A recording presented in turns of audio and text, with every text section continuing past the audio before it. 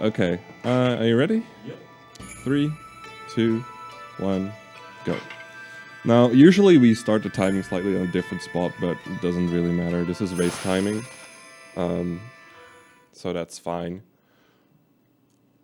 So right off the gate, there is 14 minutes of cutscene, but this is New Game Plus, so we can skip all the cutscenes, which is really nice. So in Okami, we play as the wolf god Amaterasu, or Ami, and Ami has some really cool things she can do. For instance, running fast. At the start of most movement, you'll see me dash and then jump. This is speed restoration, because there are different settings of speed that Ami has. There is half speed and there's full speed after a while. And you want to keep full speed as much as possible, and we do that by doing speed restoration. So I'll be jumping into a cutscene, that'll store my speed, and by not touching the analog stick and dash jumping out of the cutscene, I'll restore my speed. Now another thing about this game is Rush, which is that thing. And the brush is one of the main gimmicks of the game. It allows you to change the world around you. For instance, I just learned the power to restore. So I just restored this river to its former glory, and now we can get over it. It is an important part of all brushes, because for all brushes we need to collect all the brush powers, because we can actually skip about 5. There are 13, by the way. And we also have to get all of the upgrades for those brushes, because of course they have upgrades. So, story-wise, I'm rattling off a lot of information right now. The only thing you really need to know right now is that there is a demon has returned from its 100-year slumber, or it's been unsealed rather, and it's wreaking havoc upon the world, and we need to get certain abilities to be able to cut down a fruit full of villagers. Don't ask me how that works. Here we're gonna restore this cool sword, and we're gonna get another brush power. That was kind of slow. This brush power is Power Slash. Now with Power Slash you can do that. It's a pretty useful brush power. We'll be using it here and there. So I'm veering off to the left here because there's a fight trigger there. And the thing is about triggers in this game, they are either really, really small or they're freaking gigantic. The specific fight triggers I'm skipping right now, because there's another fight trigger right here, are really small. So I'll just skip another fight. So that's nice.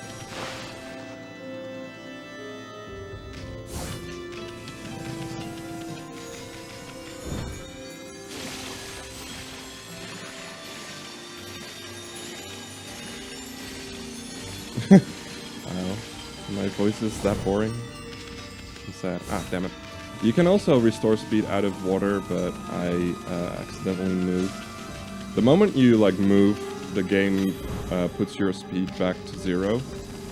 So it's important not to move before you restore your speed. And sometimes you just muck it up. So now we cut down the fruit, and the villagers' soul is returned.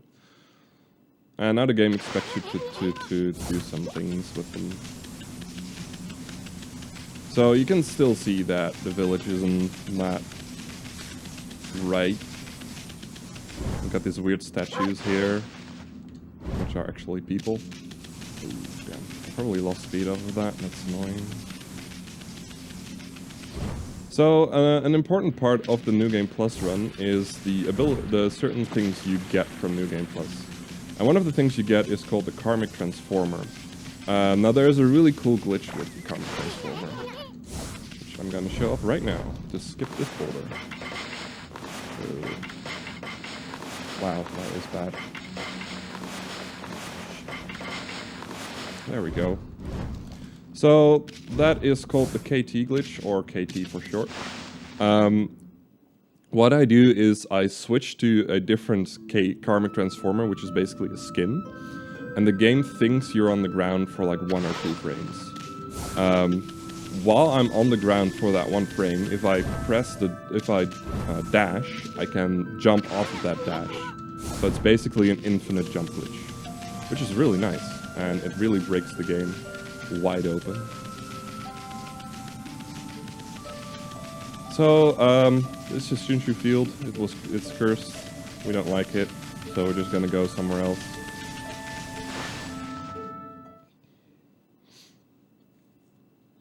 And we're gonna go to Hana Valley, which is also cursed, which is not very good.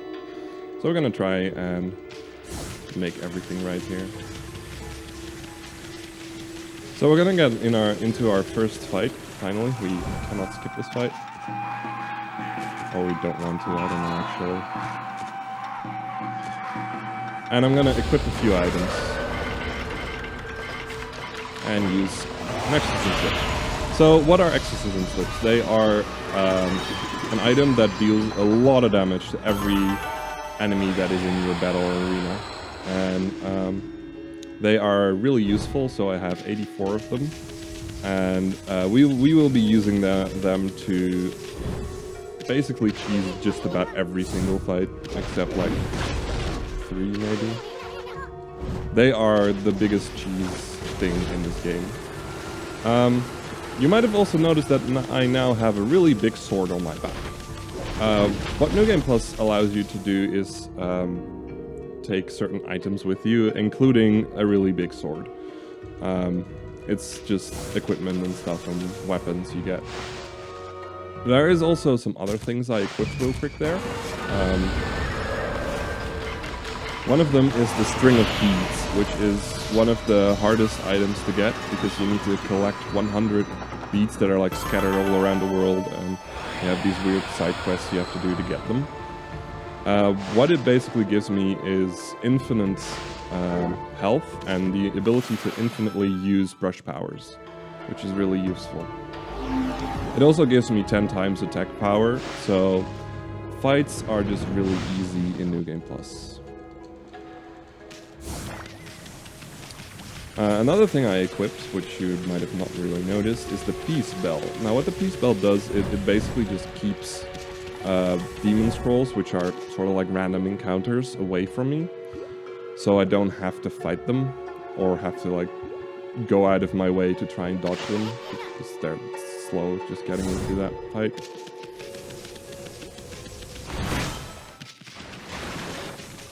So right there you saw a little guardian sapling. We're gonna try and fix that.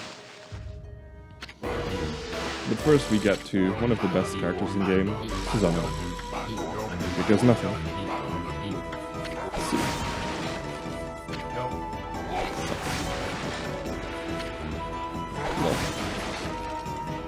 Susanoo. Now Susanoo is one of the main characters in the game. He is the descendant of Nagi, but the greatest warrior that ever lived, and he thinks himself to be the greatest warrior that ever lived, but he's quite bad.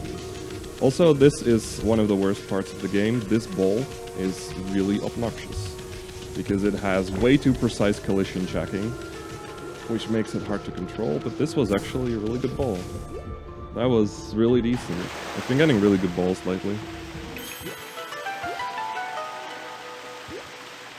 So by doing this and then drawing a sun, which we actually don't have the ability for yet, so we don't get the animation, we will be able to get this guardian sapling to grow, and we get a new brush power. And this brush power is called Bloom. Now what it does is it blooms things. Quite amazing. And by blooming the guardian sapling, this part is no longer cursed, which is nice. Which allows us to just leave easily. There's actually a fight here.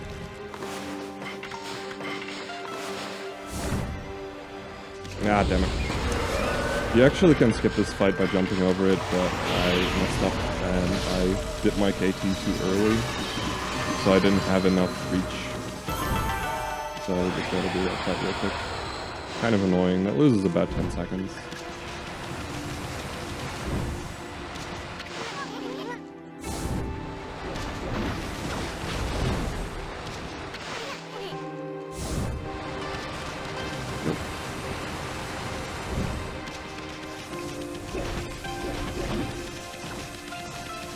So now we're there's this fight again, but I'm not in the mood to do it, so we're just gonna walk around it.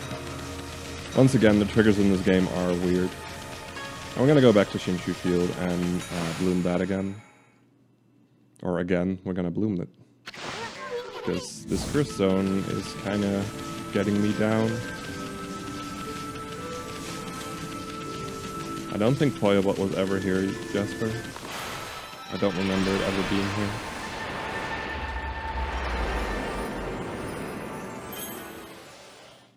So now that Shinshu is back in order, we should still look to see if the village we started out in is doing okay, because we kind of left it in disarray.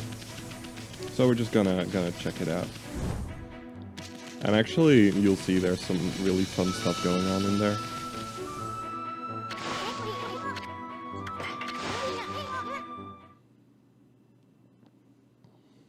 Yeah, Diffie J from Recalled. So, the fun thing about Kamiki Village right now is that it's stuck in between two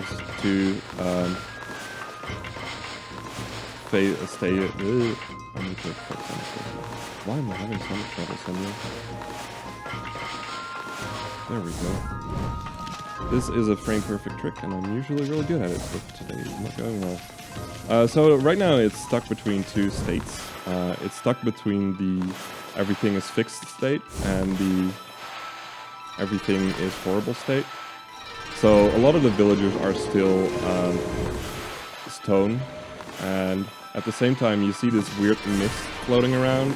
That is not something that is normal for Kamiki being fixed. So these are horrible. And this kind of allows us to choose a minigame here. Usually in this minigame, that woman that is standing there, frozen in stone, usually tries to hit you. But she's frozen in stone, so this minigame becomes really easy. We're lazy people like that. So I talked to 3 villagers to trigger a certain thing to happen, because we still need the sunrise brush power. Like, we technically already have it and stuff like that, and we can use it during story triggers, but you still don't actually have it, so we still need to get it.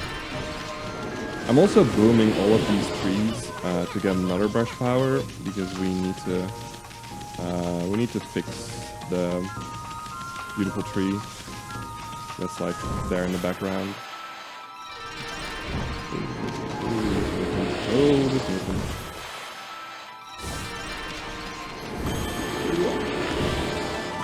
Oh, that was some horrible movement. So now we're gonna learn the sunrise ability, which we've been already using a bunch.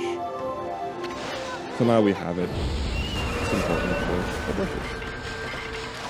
Again, choose this fight with this lift. You might notice at the end of fights I run around for a bit. This is to charge up my speed so I can restore it after the fight, which is quite useful. And now we're gonna get the Konohana shop to fix the beautiful tree. So enjoy the dance.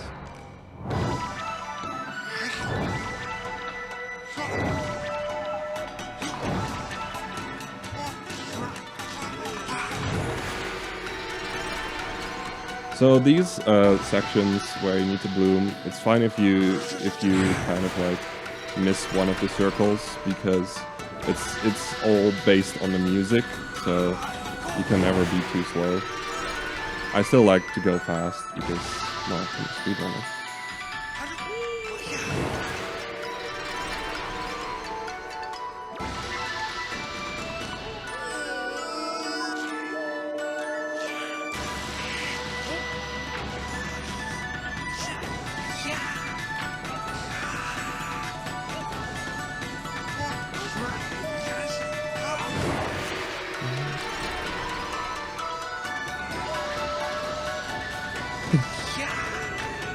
Yeah, not you, swear. You don't go fast at all. So now Kamiki Village is fully fixed and everything, so we're just gonna leave it. It's good enough now, we don't need to do anything.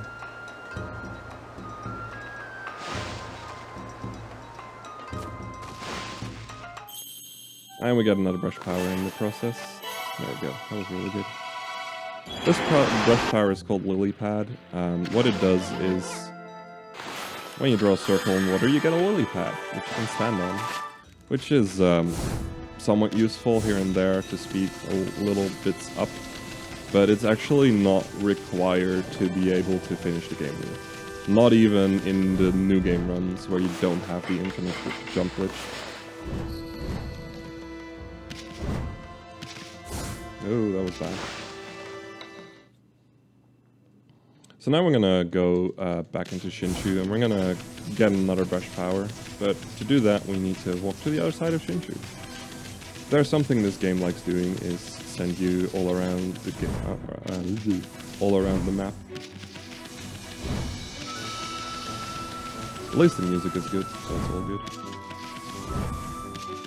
So we're gonna go down here into that little hut you see there in the back. And we're gonna get a wanted monster list. We're never gonna complete that wanted monster list. We only really want it for one reason.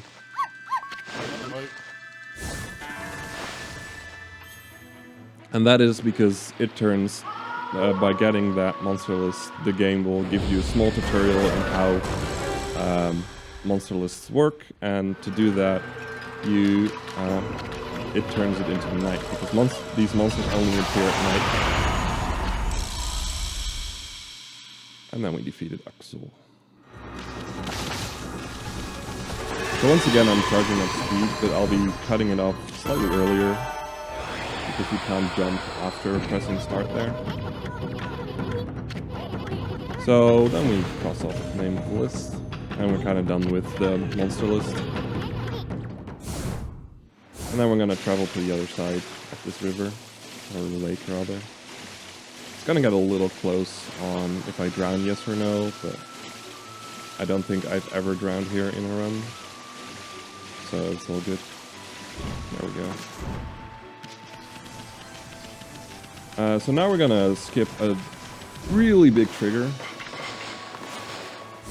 There we go. It is gigantic. It goes from there to the other side of the wall, and it's ridiculously big. But you can skip it with 1 KT, luckily. And here we're gonna get another brush power. It's called Cherry Bomb.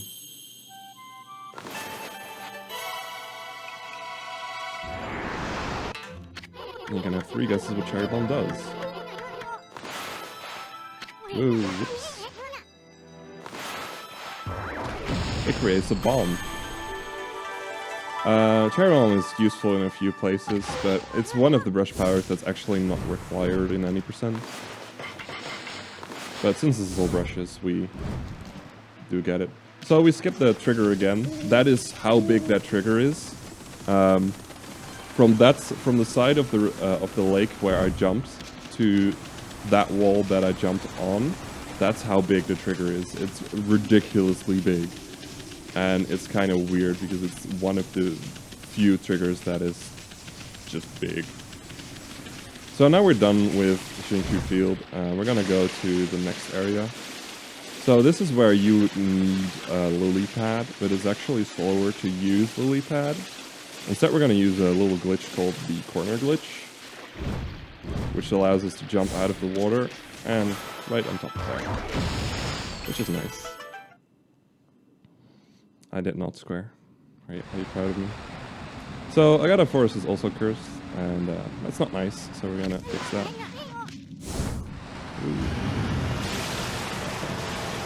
This is what happens when you get into a cursed zone, by the way. It's not a very nice place.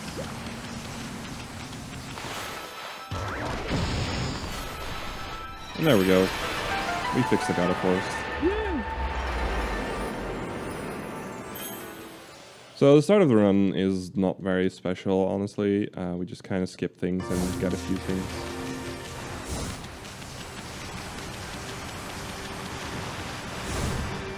Okay, so here there is a fight with a certain person that is important to the story. But We don't like that fight.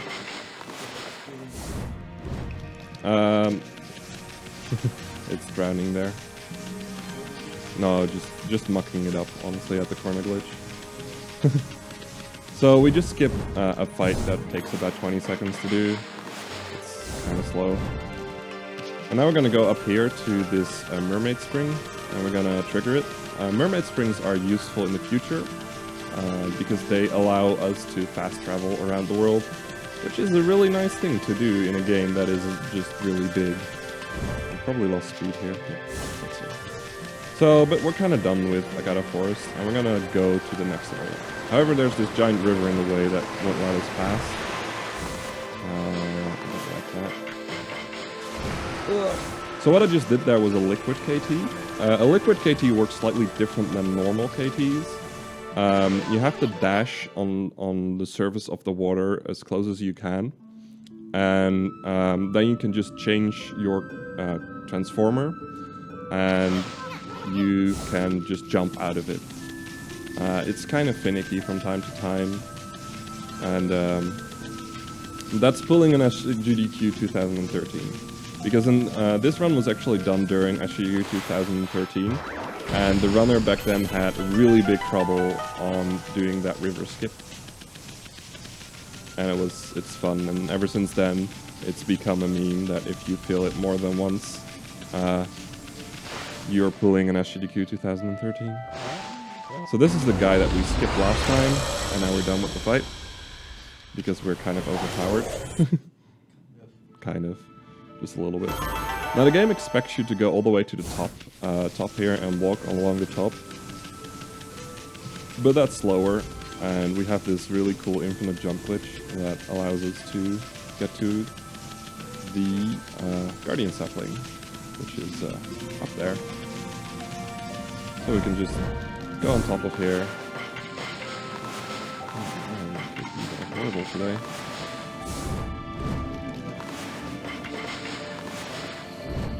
No, that's 100%. I think the most amount of KTs you do in it... No, 20 sounds about right actually, but that's like way further into the run.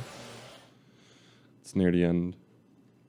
So now we fixed Takapas, and it's all beautiful again.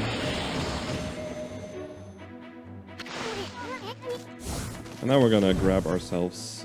now we're gonna go to another mini-game, because mini-games are fun. This is honestly one of the more obnoxious minigames. It's the Molly game. So you see that blue mole over there? Once we start the game, I need to hit him, basically. Now, the way I do this is by paying attention to where he goes on the ground. So I'm following him, and then I'm just dashing the moment he goes up. Sometimes, however, whenever he crosses paths with another mole, he will switch places. Luckily, I got horribly lucky, and he never crossed paths with anyone, so I could just quite easily predict where he was going. That was a really good Molly game. So now we got a teacup, and we're gonna be we're gonna be a nice dog and return the teapot to this beautiful lady here, or the tea master rather. And what she, I think it's a she, whatever.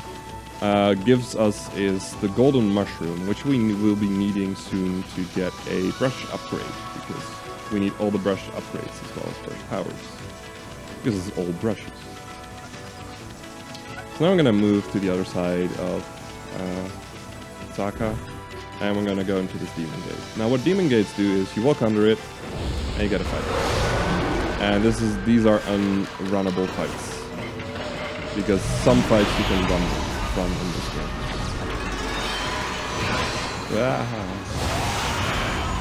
Again, fights are quite cheesy. We are quite overpowered. And this will restore a mermaid spring, which again are useful for fast travel a little later on. Next up, we're going to go to Sasa Sanctuary and go to our next brush power. We need this brush power to be able to continue on a little later, so we have to go here. Now, a thing about this game is that the interior of areas is below the exterior of areas. So here we're gonna KT over the loading zone that we just gone through. And then we're gonna jump out. We're gonna jump out of bounds. Okay, this is a good angle. And we're just gonna fall for a bit. 1, 2. And then we just fall into the interior of Sasa Sanctuary. I'll be using this quite often. Well, about 2-3 times more. So this is a hot spring, but the hot spring is, as you can see, dry. So we're gonna help out these little sparrows, and we're gonna do a digging game. Mini games, yay! So the goal of a digging game is to go to the bottom with this old man in this case. And we want to get the old man down as quickly as possible, so we just did a circle on top of him, which makes him go fast.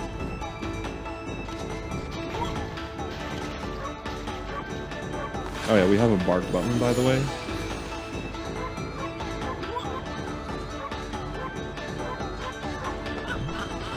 And then we dig for one specific spot that the guy shows us. We cannot dig on that spot until he shows us what that spot is, even if you would know what it is, so we need to get him down as quickly as possible. And then we got a new brush power. And it's called Water Spout. Now what Water Spout does is it allows us to control water like this. And allows us to make pillars of water on like those weird thingamajigs, which we can stand on, which is sometimes useful. Oh, that was bad. Oh, come on, game. There we go. So we put water into the bamboo thing, which will press a button, which will open a gate.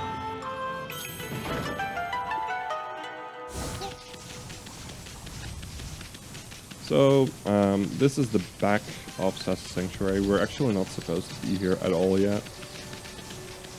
So there are a few things that are going to happen, which is a little bit weird. So this thing floating in front of me is an item I do not have, but I'm supposed to have when I'm here. But for some reason, it still appears.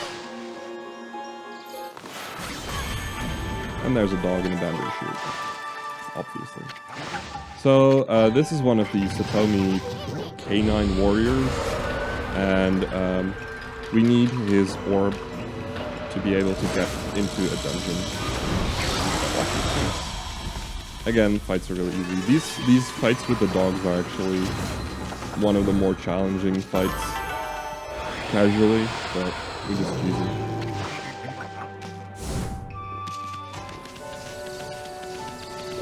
And then we're gonna leave. We got his power orb, and that's all we really need.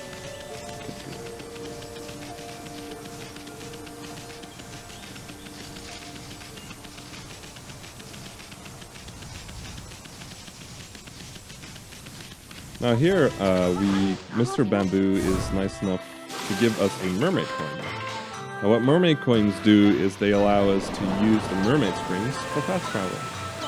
So now we can finally do the fast travel thing that we've been setting up for a little bit. We do have to buy new coins, but which we couldn't do before. But because we talked to Mr. Bamboo, we can now finally get mermaid coins. And we're gonna go up here to Kusa Village, or as other people like to call it, Kuso Village. That means shit in Japanese, by the way. And as you can see, something is going horribly wrong here.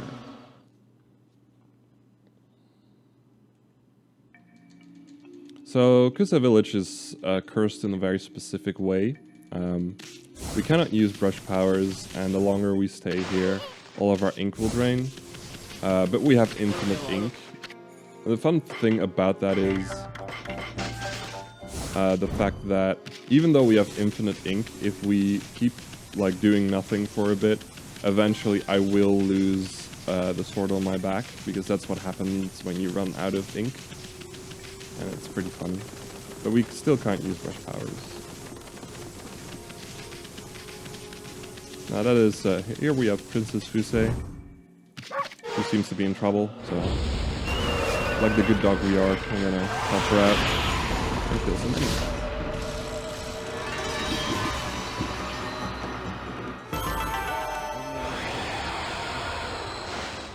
Yeah, these slips, we got them from our previous playthrough. They carry over into the New Game Plus. You can just buy them. I bought 99 and then I did the final boss, which requires me to use a bunch of slips to do fast. So now we finally got the weird item that is floating right there. It's called the canine tracker, and it allows us to track canines.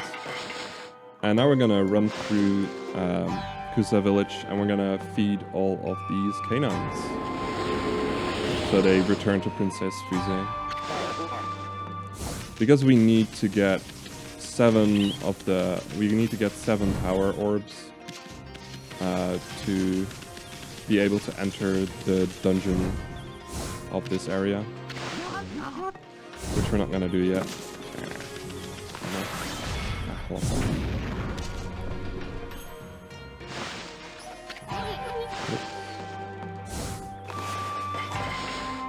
Now again, the things I'm using to feed these dogs, they carry over from New Game Plus, from our previous playthrough, so I never have to buy them or anything. I just have them at the ready.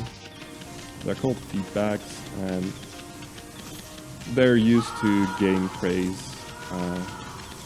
from things, and praise is a game mechanic that I don't really have to explain. So Susanoo is having some bad dreams, but he seems to be okay now, so we're leaving him alone. So this patch of grass is kind of annoying.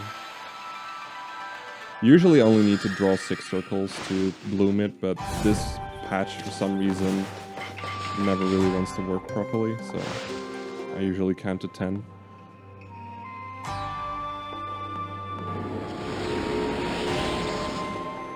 So a fun thing right now about the game is because we already did one of the dogs, the game thinks we've already fed all 4 dogs in this area. But we haven't. There's one more dog up there, in that hole. But we can just skip it because the game already thinks we've done 4. Which is nice. So we can just go to this guy. Because this guy will only appear,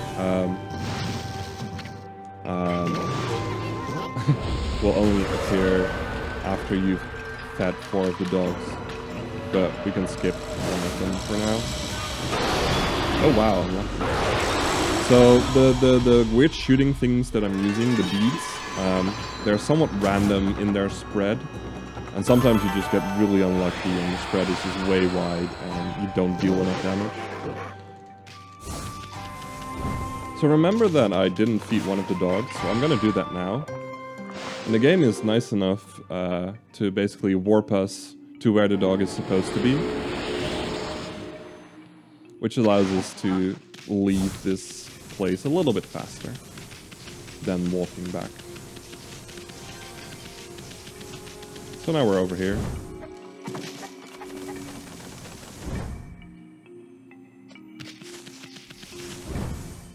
And we're gonna leave Kusa village. We're done here. Nice. Leaving before it turns night is always good. So as you can see, it's like, it's all reddish right now. It'll turn night very soon. There we go. Can actually restore speed through night, which is nice. Now we're gonna go to the next part of the game. We're not supposed to be there yet, but we're gonna go there anyways because we're speedrunners.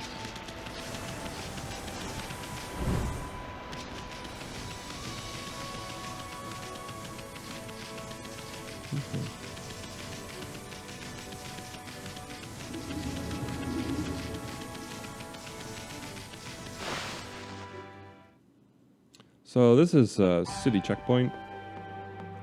As you can see, the bridge is raised, so we cannot go over it.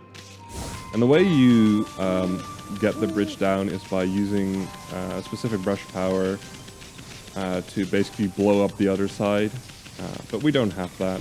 But we still want to get to the other side, so... Oh, saved. Oh my god. Okay. I could actually manage to get to the other side because I can draw lily pads, but it's faster to just redo it. So here, once again, we're going to be using the corner glitch to jump out of the water. Whee! And then we're not supposed to be here. I don't know, you just push into it. You push into it and you get an auto jump. So by using KTs, we can just go to the other side, which is nice. And we're not supposed to be here yet. That's why you can actually move through all those houses, for instance, that you saw on the other side. They're actually just empty models where you can just walk through. And if you look at the back, it's like all broken up and with back-facing columns, polygons and everything. So this is Ryushima Coast. It's cursed again, which isn't very nice, so we're gonna fix that. But however, there's a fight trigger there, so we're gonna skip it by going into the cursed zone for a bit. There we go. So it's like down there to the right. There's the fight trigger. Ooh, that was really close. Took a little bit too much time. So I have cherry bomb, so I could blow open that hole over there. But it's actually faster to just jump up here.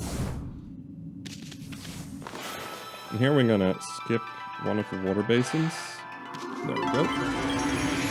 Saves a good 5 to 10 seconds.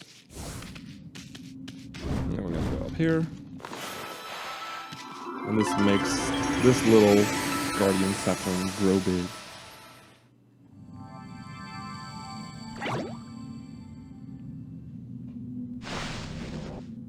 Boom. And now we can bloom it.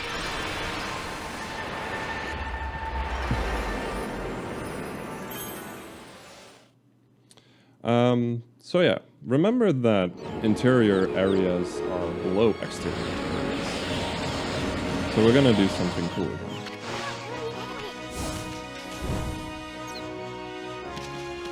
So now it's all fixed and everything. It's beautiful.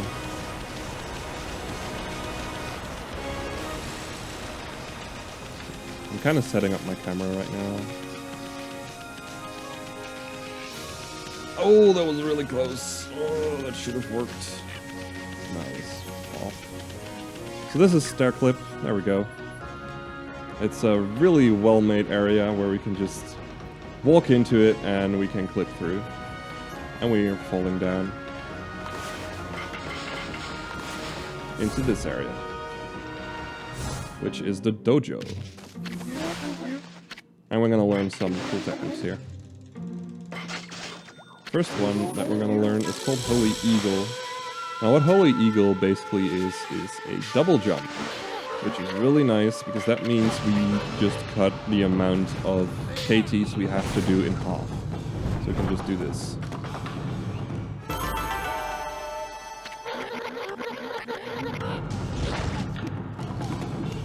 We actually tried making an emote out of that at one point, but it looks kind of crappy.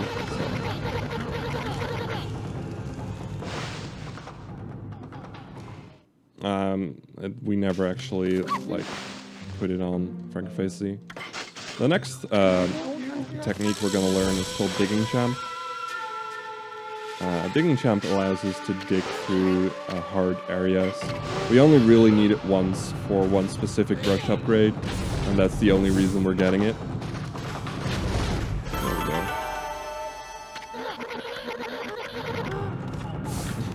And a fun thing about it is in any percent you don't have to get Digging Champ. So whenever I switch in between categories, I tend to forget to get Digging Champ here.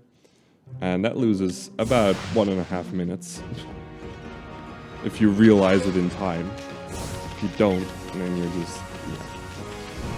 So now we're at the halfway across in Ryo Coast where we used to be. and we're gonna go to the next area. So on the top of this pier here, there is a fight. The trigger isn't too big, so we can just... Oh my god. We can just skip it by walking around here. And we're gonna go into the big city, which is called Silent City. Look how beautiful it is. Beautiful and green. So there is this weird mist in Silent City, which is basically poisoning the populace. That's a bad thing, but we're gonna leave it like that for a bit. We can't really do anything about it. So once again, we're gonna be... I'm gonna make use of the fact that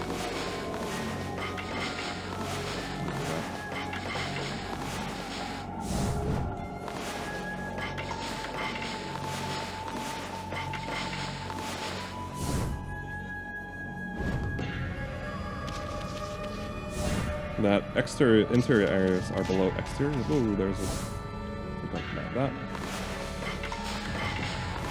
This one is a little hard. Oh my god. I need to be at a specific position. Okay, we should be good. Yeah, we're good. Nice. And it's not. I'm just like looking at a certain point and I'm going there. So, we're not supposed to be here yet. This house actually doesn't exist right now. We'll see that later. We get this guy the golden mushroom so we can get an upgrade to brush power we do not have yet. This is the fire burst early, we call this. It's pretty cool. And it gives us fire burst, which allows us to create fire just about everywhere.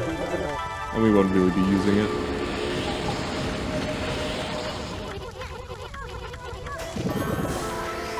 And he gives us a bunch of food, but it doesn't really matter. So as you can see, the house does not exist. We just came out of an empty area, which is really nice. So this is the aristocratic quarter. You can see that the bridge is currently lowered, so you cannot actually normally get to the other side. However, we have this really cool infinite jump glitch that allows us to just jump to the other side. For the entirety of this run, we will not raise this bridge. It's just not necessary. There's Waka again. Hello, Waka. We beat you pretty hard last time. We're gonna leave you alive for now. And then we go to the lady, which has 2 very big plus points. And has some very sexy music every time she talks. And she lost some slips, so we're gonna try and find them. Now, the thing is, right now, is that the Emperor is horribly sick. He's been bedridden for a very long time, and it's probably bad and everything, so we better check up on that for a bit.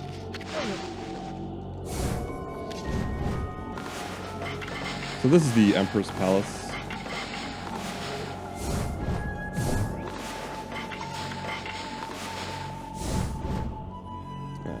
Jumping over the gate. Oh hey, there he is. Ah, he seems to be doing fine, honestly. Hello.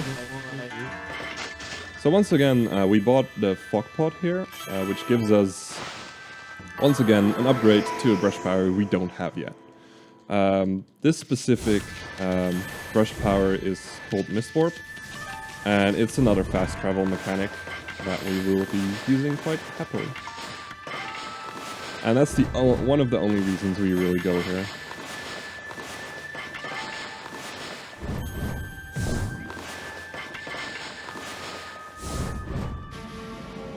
Go.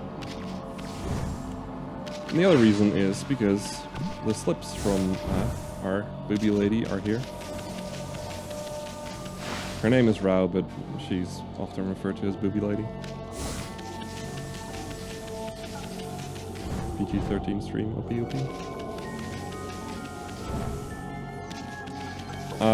We will be getting into the area later, because there's a brush power there as well. So now we give Booby Lady her slips back. And she wants us to go search for treasure in a sunken ship, which sounds like fun, so we say yes to it. But we have other things to do right now, so we will be other things. So we will be. Sorry, that was a horrible pun. So we will be going there first. I just realized that the way I say other, you can basically make a pun out of it. Everyone hates spooky shit.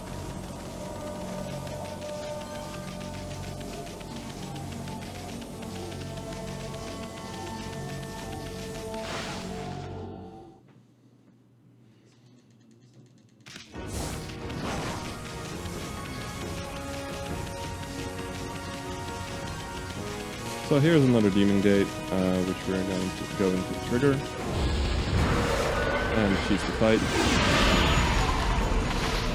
And this gives us another mermaid string to use, which we'll be using to go back to Agata Forest. Oops.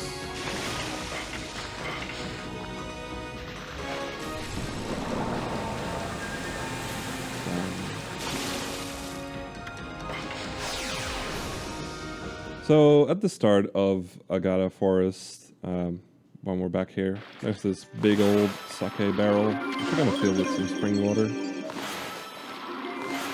to help our lovely lady there make some marvelous sake. I would like to have some at one point in my life. However, she's gonna get attacked by imps, and luckily though, Susanna is here to save the day, and luckily we are here to save Susanna.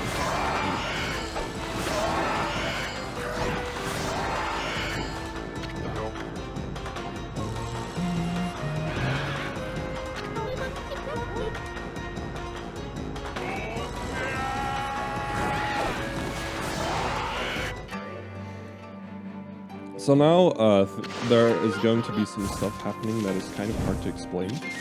When you first get into Agata Forest and fix it, you have to go to this little kid that's over there that is fishing, but we skipped doing that. However, right now we are going to do fishing for the quote-unquote second time, which we didn't do yet. So the game is going to be a little confused. Okay. So we basically are getting the fishing from the first time, and we're gonna get some very interesting results. So this is fishing. You just hook them with the brush, and then you go to you hold your analog stick in the opposite direction of the fish until it's close enough. So you can pull it up and power slash it, and then you caught a fish.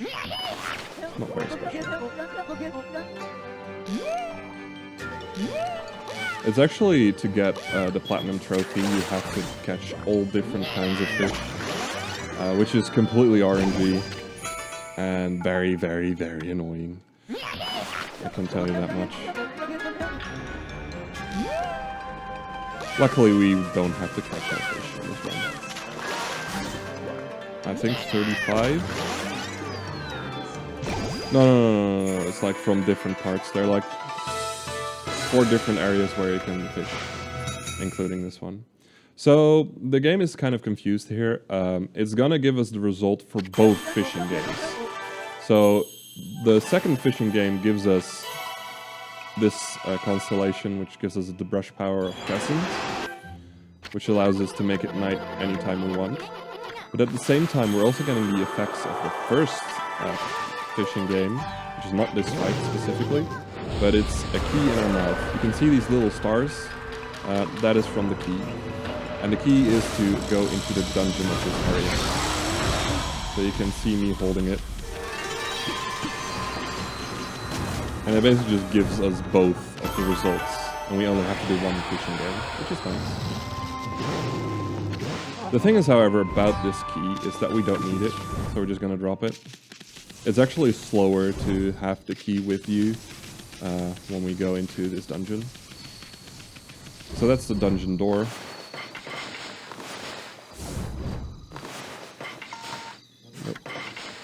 And we're just going to jump over it and to the back of it, straight into the loading zone that's behind it. So this is Tsuta Ruins. We're going to skip about half of it. Well, probably even more because we don't do the boss.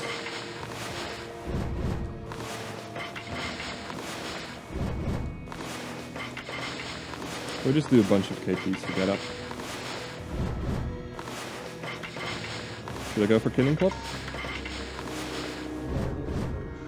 I think I already knocked it up though.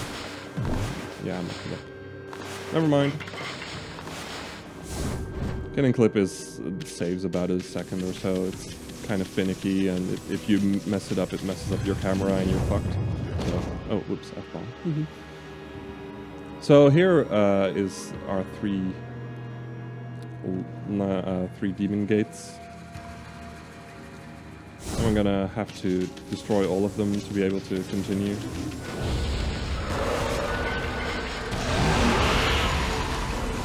Let's start this around here and there.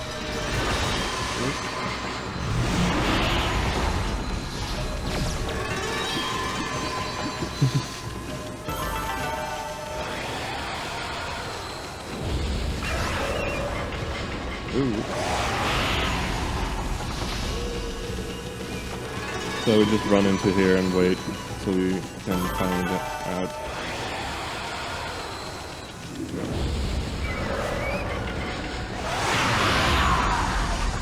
So we can skip just about any cutscene that is decently long in this game.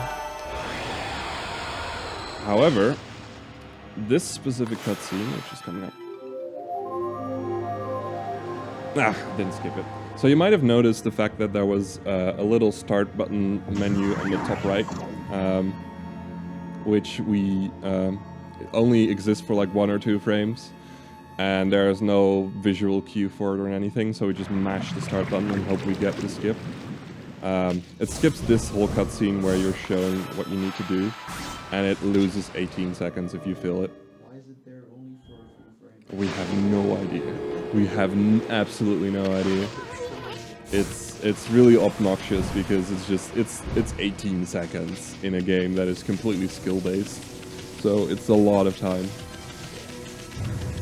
So now we fix the water here, and we can finally go to a certain area, which is in the middle, right there. So no, and the PS3 start button is horrible.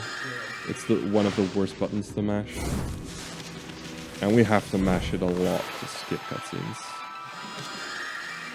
Like, I've broken the start button on my old controller, so I had to buy a new one. So then you mash too hard, so you can't start the start button? No, you don't. So now we got another brush power, which is Vine, which allows us to vine to these flowers, which is nice.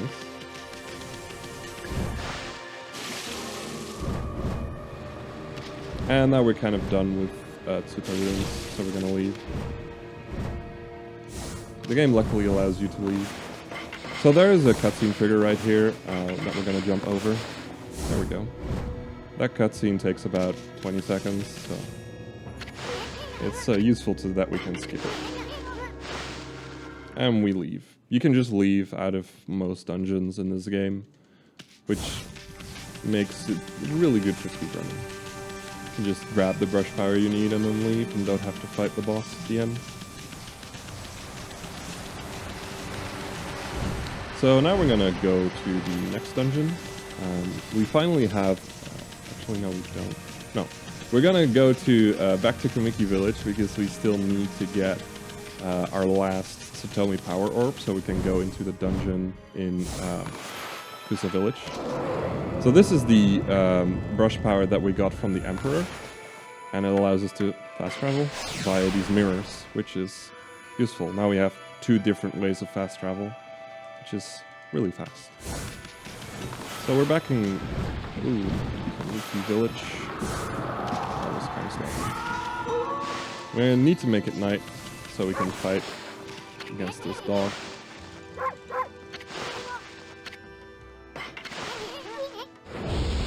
get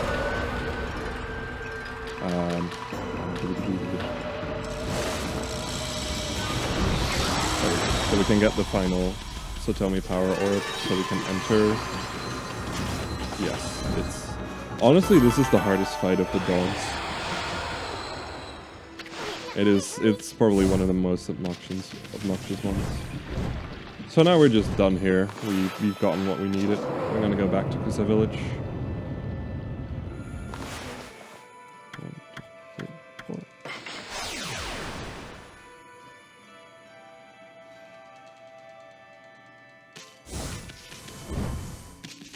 And we're gonna go back up to Princess Fusei to give her all of these Satomi power orbs. And we're gonna do some half-second jump saves. This saves about half a second every jump. Those two jumps together, it's 1. If you fail it, you lose 20. You don't fail it often though, but when you do, it's like, oh my god, I'm an idiot. So now we got the Satomi power orbs floating around us. They're quite pretty. A fun thing about these Satomi power orbs is they only exist on this map and in a dungeon. Anywhere else, they don't exist. At one point we went outside of Kusa Village, which you're actually not able to do, and they just disappeared. It's kind of sad. It would have been cool to just like walk around the game with those orbs flying around you, but we can't, sadly. So this is the entrance of the Guild Shrine. Now in any percent, we would actually be doing about 100 KTs right now to get to the top. But because we have to do the dog fetch quest anyways, it's faster in all brushes to just not do that, which makes all brushes a little bit of a better category. I mean, 100 KTs in a row is just, it's murder.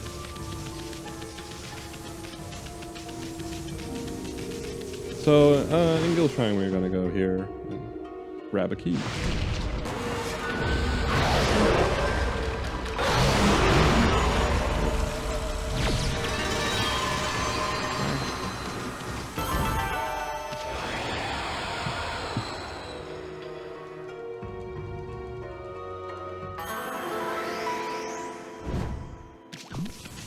So a fun thing about keys is you can drop them.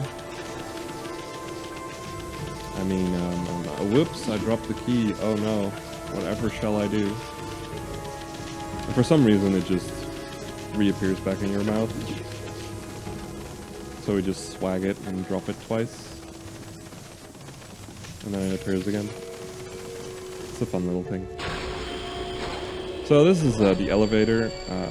In the past, the way the game wants you to do is go up one, and then go all the way back down, and then all the way back up.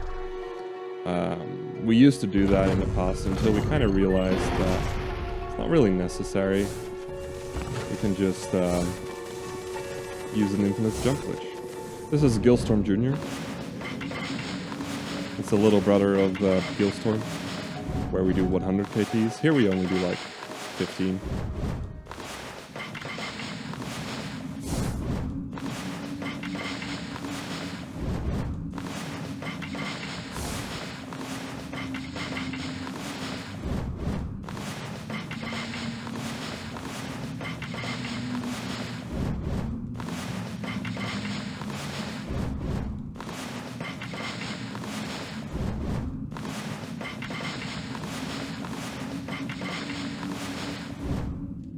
I'm trying to get to that platform on top right now. A fun thing about floors in this game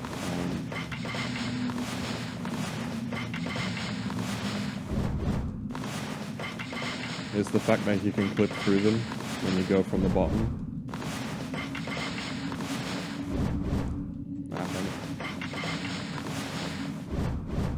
Wow. Okay. Okay, please. Can I get in? Thank you. So in any percent, actually, recently there's been found a pretty cool glitch called the void warp. Can't show it up here though, where we basically just void out and go back all the way to the start after we do this part, which saves about 50 seconds of travel time. It's pretty cool, but it's slower in all brushes. So here we have Gilstorm. So it's a new. It's a cool brush power.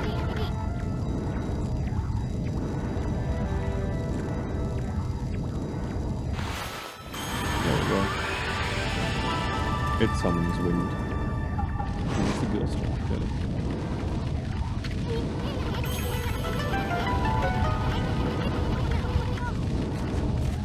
So we're gonna go all the way back down.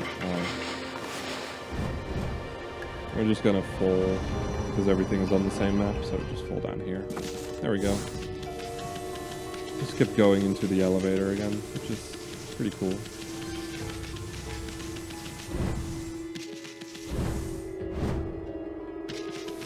And we're done here. Again, we're not gonna fight the boss, because we can just ignore him. Even though Essence tells us we can't ignore a Crimson Helm forever. Well, we are. We're ignoring him forever. We actually do get to fight him once at the end of the game, but it's not important. That's a different kind of Crimson Helm. It doesn't count.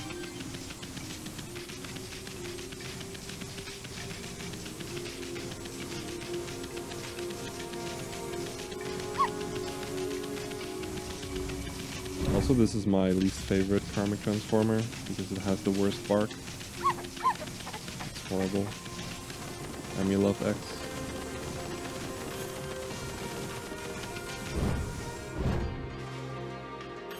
Ooh. So now we're gonna go back to Shinshu Field.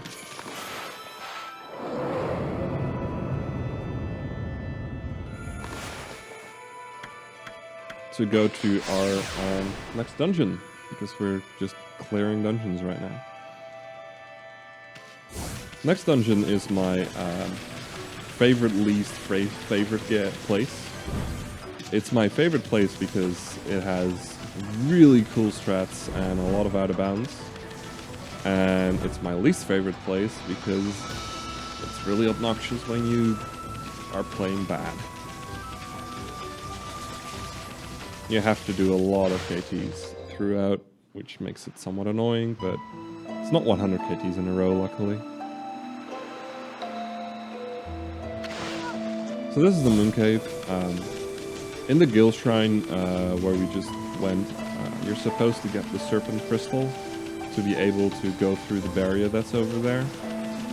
Luckily, however, the barrier does not exist all the way to the top.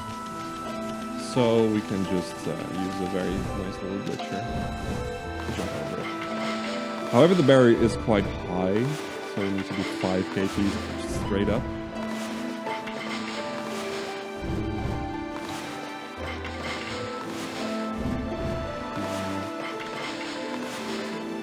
There we go. And then we're gonna go. Then we're inside of the Moon Cave. Now this is the lair of the demon that was revived at the start of the game. And we're gonna go and beat him up.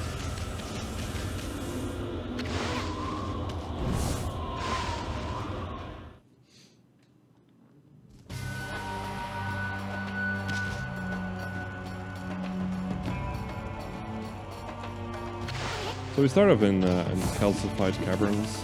What you're supposed to do is go all the way to the back and get a an imp mask, so we can enter. However, we have this infinite jump glitch.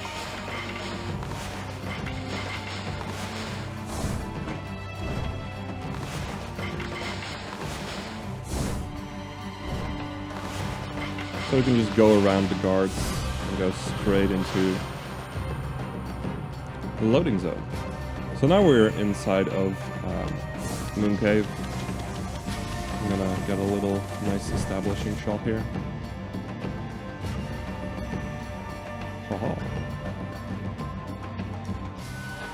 So you're supposed to go to the right and go into the kitchen. Because the goal, the thing in this dungeon is that you have to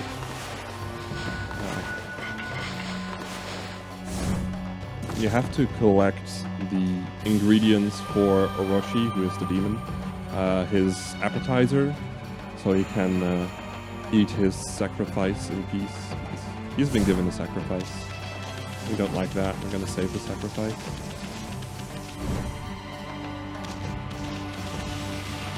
So that's the whole gimmick of Moon Cave.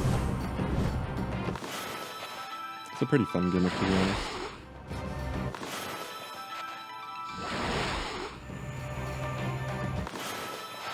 So here I'm gonna power slash this post a little early, so I'm still traveling through this cutscene, which saves a little bit of time.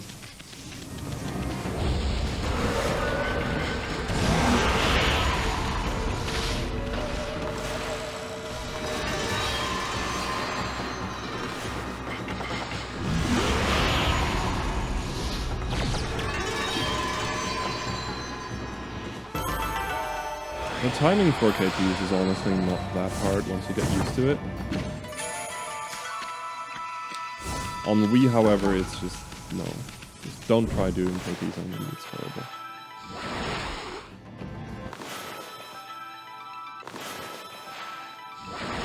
So, I said that there's a lot of out of bounds in Moon Cave. So, I would like to say right now,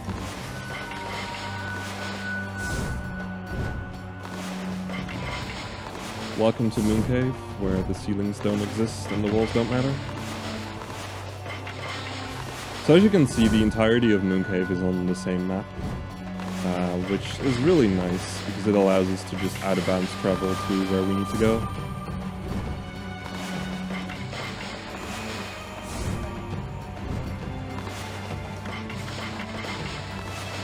Now, a fun fact about Moon Cave is that there is actually only one reason why we're even here.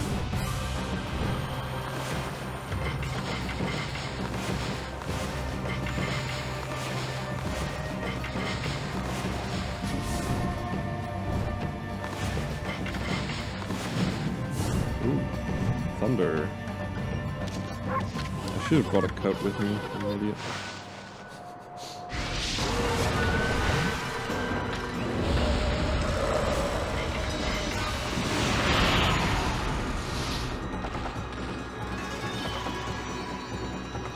So the only reason why we're even in Moon Cave here is because of this brush power we're getting. Because this is all brushes, and we need all of the brush powers. Now, in 90% we just completely skip this part. And the thing about Moon Cave is that this is one of the few dungeons we cannot leave out of once we've entered. So we actually have to go through the entire Moon Cave right now. So this entire section of us moving through here is just, it's just mandatory because of the dungeon. So once again, just going out of bounds, and going back inbounds like this, because we can just clip through the floor. And we are currently like skipping a lot of the things that you're supposed to be doing in Moon Cave.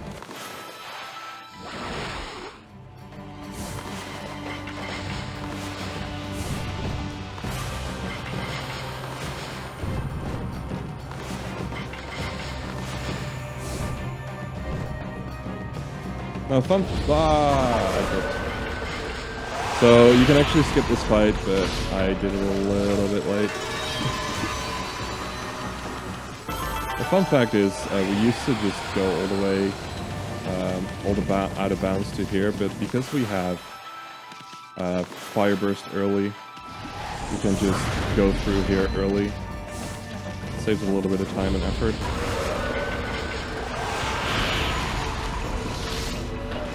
I'm not even sure if it's actually faster, I just do it right now because it's fun. I think it's faster though. been gotten through it, so.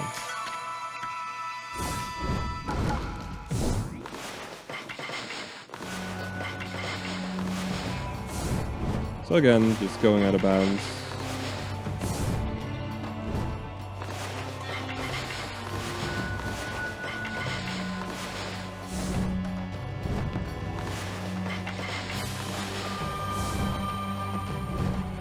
And then just falling back into bounds.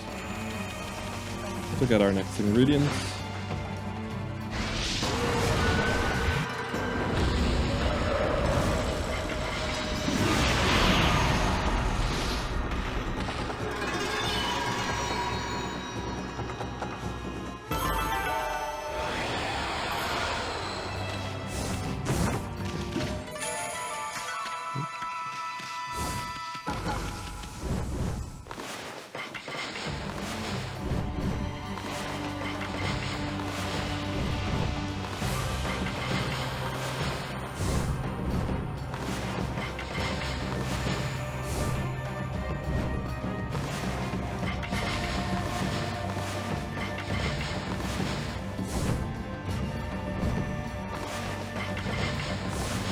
So now we're finally gonna go to the kitchen.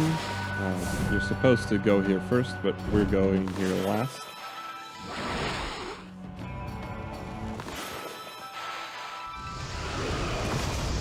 We're just quickly going through here and grab our last ingredient.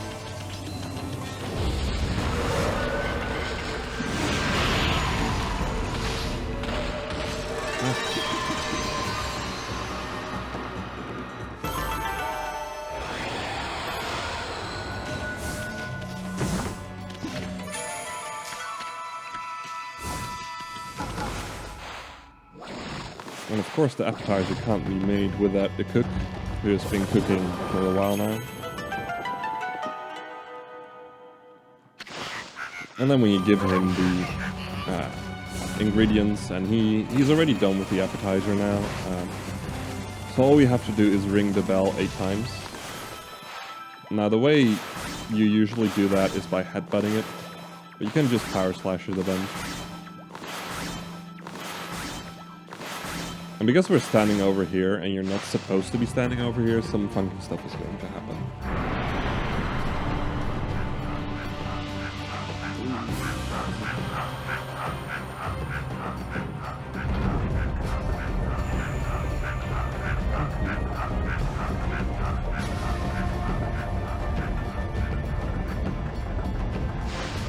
So we fall down like that. It's a pretty funny thing. It's kind of sad that it doesn't take you up to the actual fight, but it's fine. We can deal with it.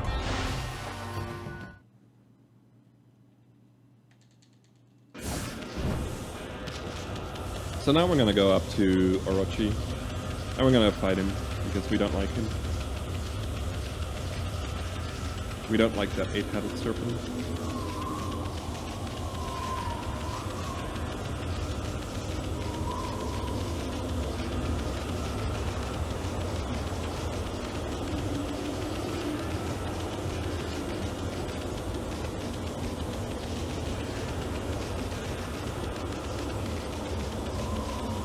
So there's a bunch of cutscenes here, or like a really long cutscene that we're just skipping.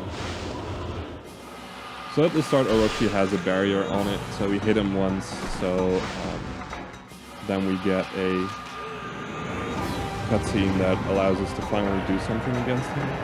Now the way this fight works is you have to make the heads drunk. And you do that by water spouting the sake that's in those little basins.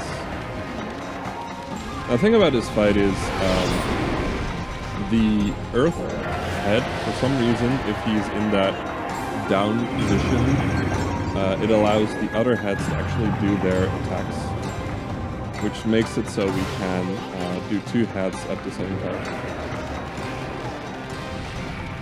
We can actually do 3 heads at the same time, but because of all the cutscenes in this specific fight, we don't do that. So here during the cutscene for that, the head is already down, and then quickly go to prison. Just nice and fast. Don't worry, Square, I'm not lonely. You are here. I'm never lonely when you're here.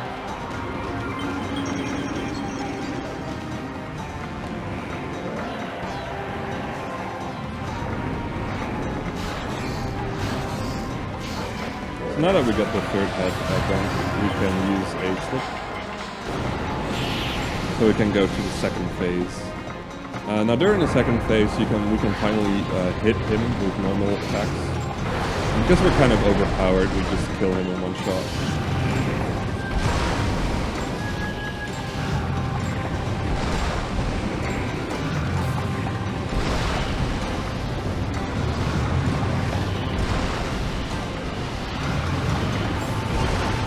There we go. Oh, there we go. So now at the end, Susano comes in and helps us out to completely kill Orochi, because we haven't actually done that. We're not that good. We actually need his help. So here we go. Good. Will. Never. Give. Give. Two. Evil. I do love you, Square. So now we are finally out of the moon cave. It took that long. And the game basically tells you, oh hey, you can travel through city checkpoint now. We already kind of did that. Easy. So at this point, finally the game will allow us to go to city checkpoint, but we already did. So this is the Kamiki Festival. It's really nice and everything, but there's no room for getting drunk in the speedrun. Unless you're being an idiot. So we're just gonna leave.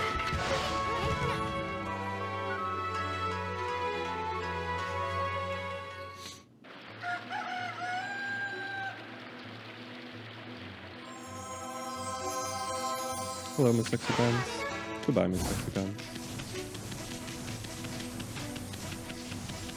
So now we're gonna go back to Ryo Coast and go to the next area of the game, which is North Ryo Coast. Whoa. But to do that, we need to set up.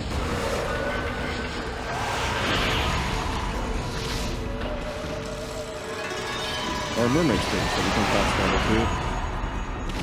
So this fight is pretty easy. Yeah. Don't remind me. Probably should have just used the flip dagger, it was pretty far away.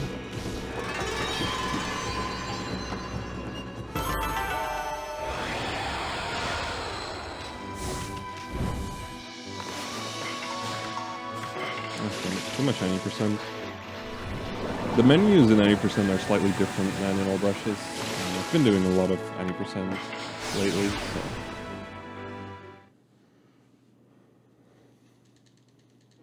So, to be able to get them to North Ryo Coast, you're supposed to talk to the Queen and get a key from her. However, we have this really cool infinite jump glitch, which allows us to jump over the gate. You didn't actually see the gate because I'm too fast. So this is North Ryo Coast. It's already been freed from the curse, which is nice. And here's Waka, who says we're way too slow. He already did all of that work for us. So he's kind of mad at us for being so slow.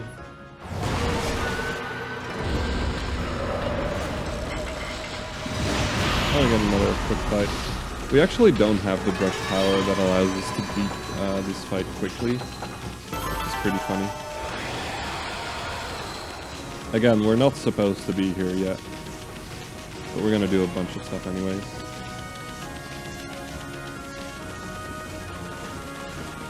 So the first thing we do is we go to this merchant. And we're gonna buy a Marlin Rod. Ooh, whoops. Now we need that Marlin Rod to get another brush upgrade. Here we have a grown man getting bullied by little kids, which is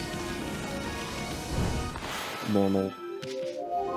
So here we're gonna summon Orca Z, and Orca Z is cool. He's a dolphin called Orca.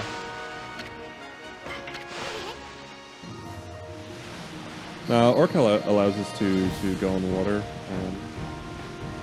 Sadly, there's this giant water dragon I'm getting pulled. So the water dragon is wreaking havoc upon the lands here, and we want to somehow fix that. To do that, we need to go to the Dragon Palace, and Orca will allow us to go there. So first, we have some other stuff to do. That is a perfect cherry bomb. Yes.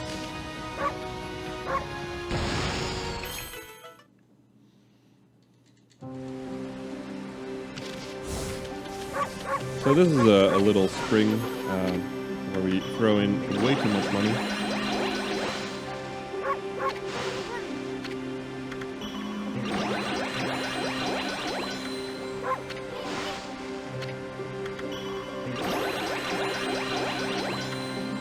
And by throwing all that money into the spring, we get a brush upgrade for Cherry Bomb. So now we can draw 2 Cherry Bombs rather than just 1, which is extremely not useful for the build. It's all brushes, we have to get it. It's actually like extremely unuseful for just about anything except one place, I think. And that one place where we would need it is to get the second upgrade. And in the end, yes, we do need all of the upgrades to get a stray bee. If you want to go into 5%.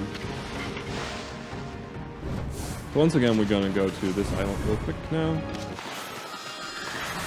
And I'm gonna go into the next little donation spring.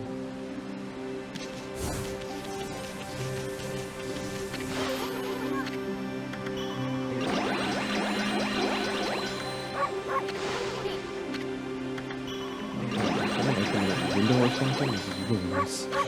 No, it's nice actually. It's really warm.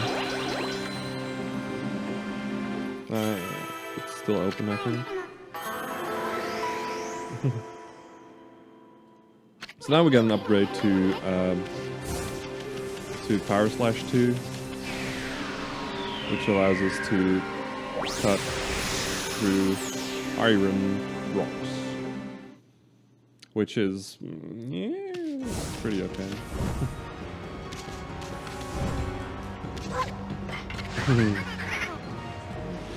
Yeah.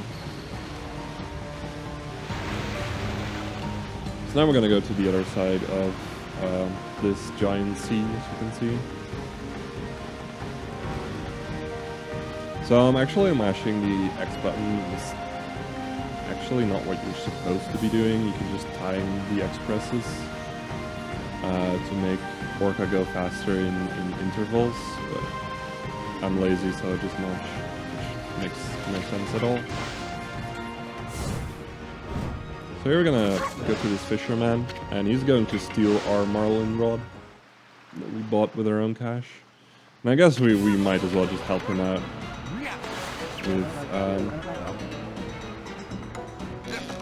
with fishing. Some more fishing. Starfish.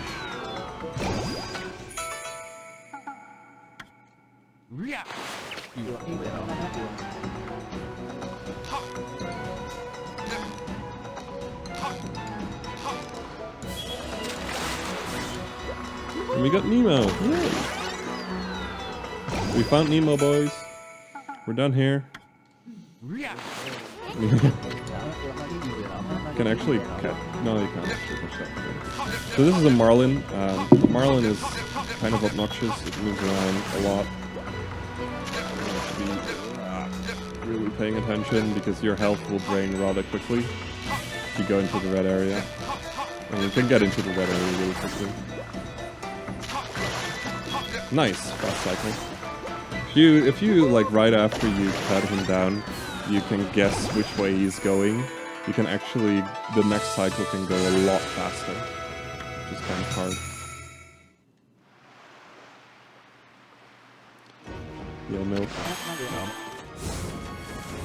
So we caught the marlin. We're gonna be using that later for a brush upgrade, but right now we need to make it night and go to this cape.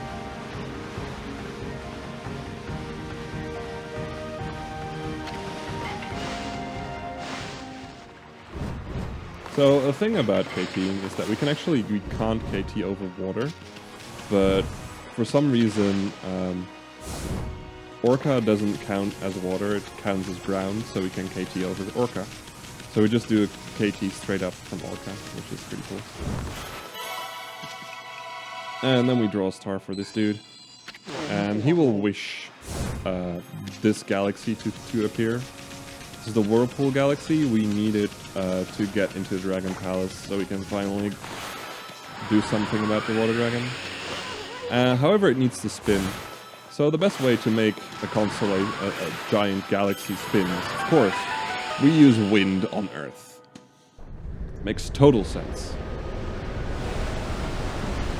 But that does summon the Whirlpool that we need. Let's see if I can get this. Yay, Task Orca. So falling down onto Orca instantly, we like to call that Task Orca. There is actually not a task for this game yet. It's just a joke. Aye. So now we are inside of the Dragon Palace. So what you're supposed to do here is go into the door and talk to Queen Otohime, who will give you a key which allows you to go to the Water Dragon and everything. However, luckily everything is on the same map here. So we're gonna go over here. Now our first order of business here is to get a specific brush upgrade.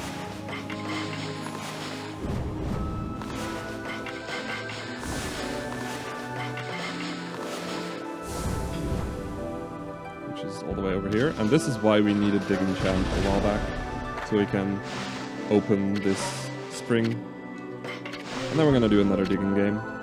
The fun thing about this digging game, however, is that we can skip a minute of it. There we go, we just skipped a minute.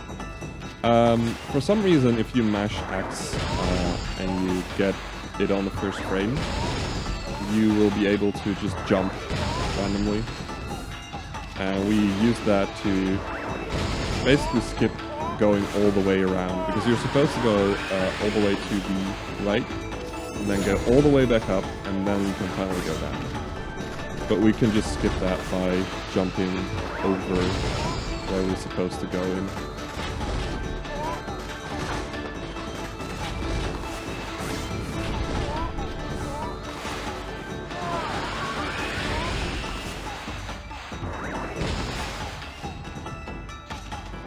That was this digging game. That was pretty solid, honestly. Kind of sad that this circle didn't work.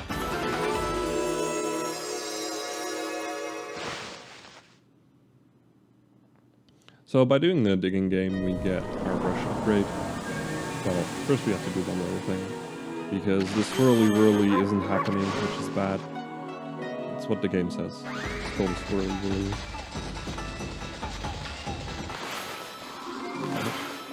So this brush power allows us to use mermaid springs without having to use mermaid coins. It's slightly faster to do that, but it's not that much faster. It's like frames. So now we're finally gonna do something about the Water Dragon. To do that, I'd like to go out of bounds.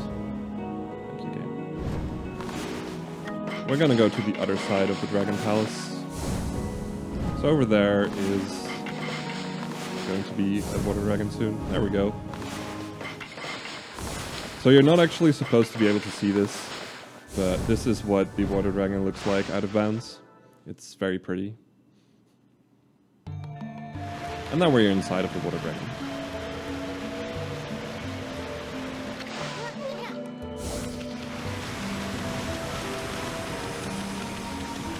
it's quite a beautiful place, honestly. You'd expect a lot worse from the insides of a dragon.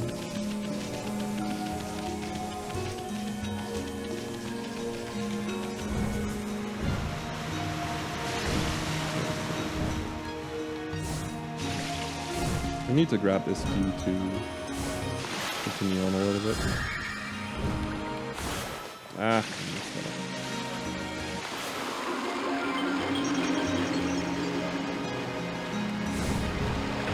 again, dropping the key because it's swag.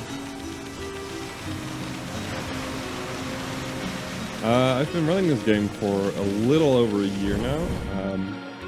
I started doing this during the first 12-hour speedrun challenge. Yes, and it took me 9 hours to complete that challenge back then. And it was a lot of fun, and I kept running it for a while now.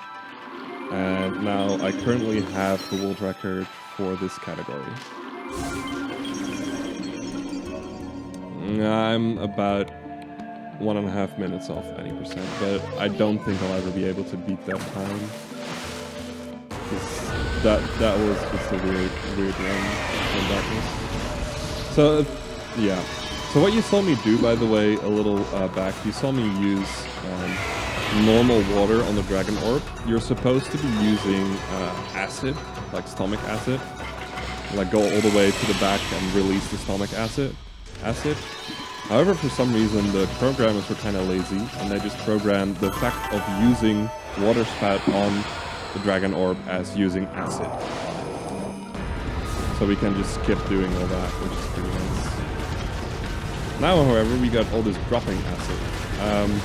I'm going to be doing a couple of jumps, and they're kind of scary because it's completely RNG if I'm going to get wrecked by the acid, which I did not, which is nice. Because the acid drops are completely random where they drop. And if you get hit in the air, you just lose all your momentum and you just fall straight down into the water. Which loses like a lot of time. So it's kind of a scary RNG moment. You can lose like 20 to 30 seconds here just because of RNG. But we got lucky, so. It doesn't happen very often anymore, strangely enough.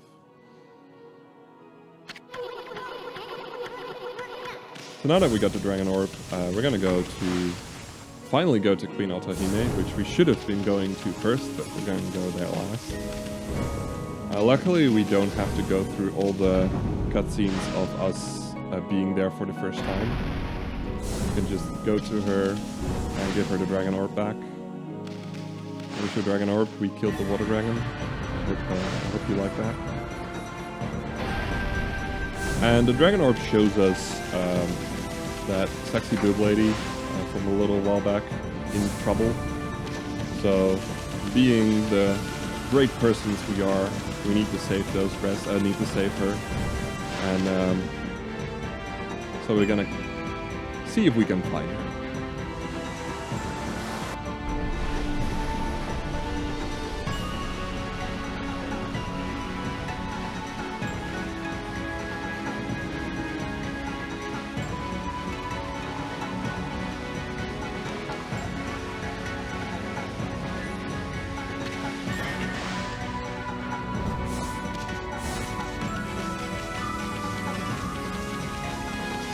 There's actually a very cool little quote-unquote glitch you can do with KTs. I'm going to show that up real quick. So whenever you grab a large animal and you switch KTs, you can do something very funny. So here we have a horse.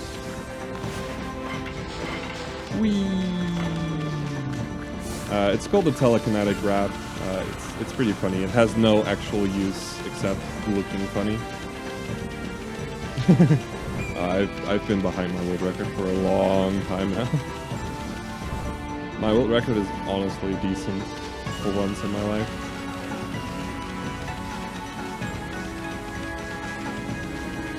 Okay, world record for this category right now is 228.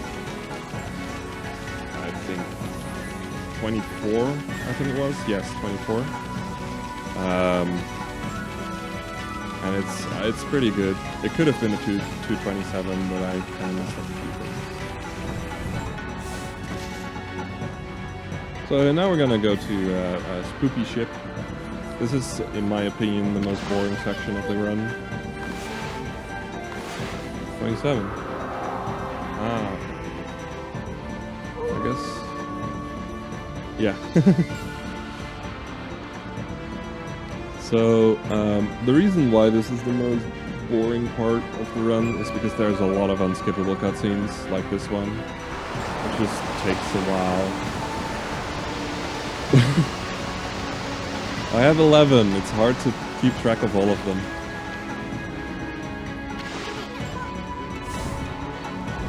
Yes, there is a platinum percent, so yes.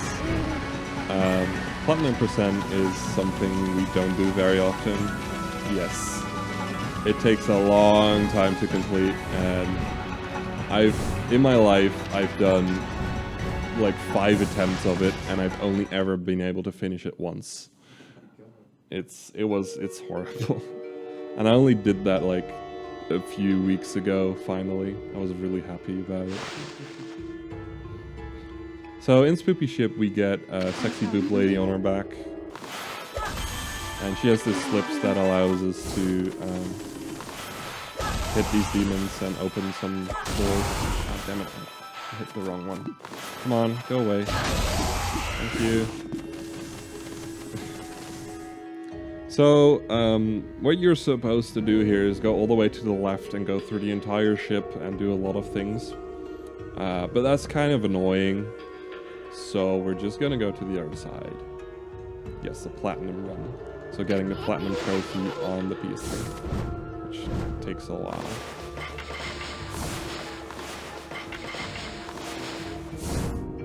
Yeah, what we basically do is we create a new account on the PS3, and that resets the trophies. Actually, still on this file, I still haven't got the platinum trophy, which is pretty funny. That's way too early. Okay, good. So by jumping to this side of the ship, we basically skipped going all the way to the right and doing a lot of things. We just skipped about 75% of this area, which, believe me, is a good thing, because this is one of the most horrible dungeons in the game. So it's really nice that we can skip it. It is actually possible to skip this in New Game as well, by doing a certain glitch which is called jump extension. You can just jump up so high that you can get on top of it as well, which is really nice. So the reason why we are here is to get that little item, which is called the Lucky Mallet. And we will be seeing soon what it does. So remember that not too long ago we killed the water dragon because he was being useless.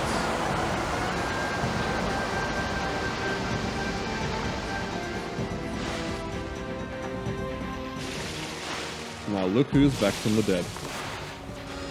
Oh damn. So we kind of did things out of order. You're supposed to do this before killing the water dragon. It doesn't really have that much speciality to it. So we jump into it to get here faster. Now we have the Lucky Mallet, who is showing us a specific spot where we need to go. But remember, we still have the story trigger running of just sexy boob lady getting attacked by some dark force. So we're gonna go to her place first, which is this temple. I'm gonna go to the back. So we basically, we also skipped a lot of cutscenes along the way because she kind of shows you where to go along the way. And we only really need to trigger this cutscene to be able to get into this specific spot and go into the well here. Which is a secret passage, but to where?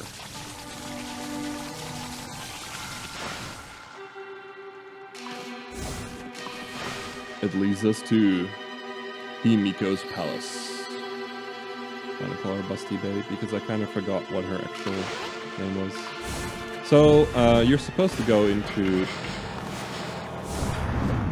the palace right now, but we've got other things to do.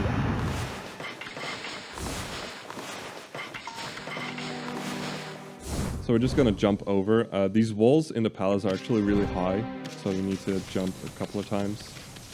There is also a trigger at the gate of those walls that basically says, "Hey, you can't just leave." But we can't. We can actually. So this is what we need the lucky mallet for. It will shrink us down to Issen's size, become really small, so we can go into that little hole there. So as you can see, we are super tiny and we have Issen on our back now. Now, whatever you do, don't blink.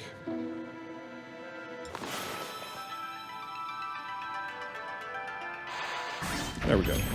So, what just happened there? This specific pot, which gives us the mist ability, is somewhere like completely far away from where we started. However, it's already loaded once we enter the area. And for some reason, the game designers decided that you can power slash it from just about anywhere. So by going for a specific angle at the very start, we can just warp to here. And the fun thing about it is we call that glitch mist warp, which is kind of funny because the ability, the upgrade for the mist ability is also called mist warp. So it's kind of a joke. Ah, damn it, I hit the cutscene. You can actually walk around this cutscene, but I cut a little bit too close.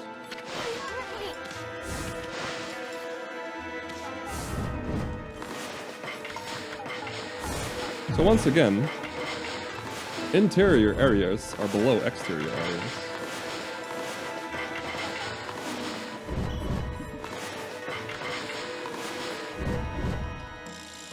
So we're just going to go out of bounds. There you can see the pot being already loaded and everything. So what I'm going to be doing now is unbuffered KTs. I've been buffering all of my KTs before this. To be able to check if I got the KT, I basically buffer a frame so I can see it. But you don't actually have to do that. It's actually faster not to, but it's safer to do it. Now for this area, however, we need to drop down a lot and move forward a lot at the same time. So I just do unbuffered KTs because it doesn't matter if I fill the KT and drop down a little. Because I have to drop down anyways. It does kind of screw with my rhythm though for KTs. So I don't like doing it.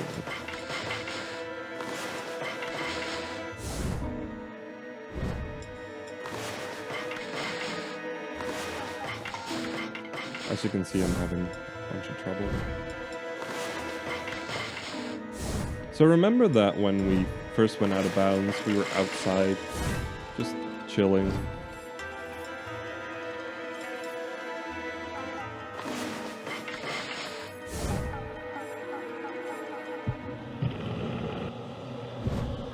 That should be good. Nice, we actually got the drop as well. So we're currently falling down as well, which is pretty cool. And now, we are suddenly inside of a person. So we went out of bounds and now we are inside of the Emperor to be exact. And as you can see, we got all this green mist going out and it's not very nice. So this is another area where we have to fight the boss to be able to get out. But he's kind of a pushover. And now, for the best movement tech in this game. So the way you're supposed to move is just when you hold it, you do this. But if you do this, you just go faster. Fun fact, by the way, if you pay attention to his kimono, there's like biohazard signs on his kimono, as well as flowers, which is pretty fun. I only really saw that when I switched to the HD version. I would not like to save the game. So here we buy a Traveler's Charm. We need that a little bit later to get another brush upgrade. And this is the point where I would like to ask you guys to remind me that I need to sell the Holy Bone. So I might forget it. When I'm on the big bridge, I need to have my reminder. Chat is probably going to be spamming it soon, so it doesn't matter. So here we're going to use the trigger that puts us back inside, because we still have to go to Queen Himiko right now, because there's still stuff going wrong there. So basically just, in this section, we just did 3 different story triggers at the same time, and we just picked which one we finished first, which is pretty funny. So a thing about going to Queen Himiko is that there is a giant pool of lava. Luckily, lava acts like a liquid, so we can just do a liquid KT on top of it, and we have to do 2 because I suck. You can just clear it with 1, but I jumped way too high on a couple of these jumps, so I have to do 2. So here we have Queen Himiko. Sadly, she's dead, and it appears to be that our sexy boob lady is an evil boob lady. So we try to kill her, but she's too strong and runs away into her dungeon.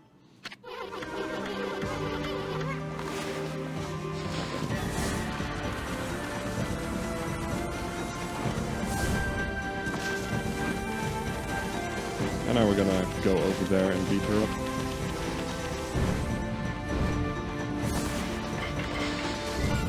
So this is what I was supposed to do.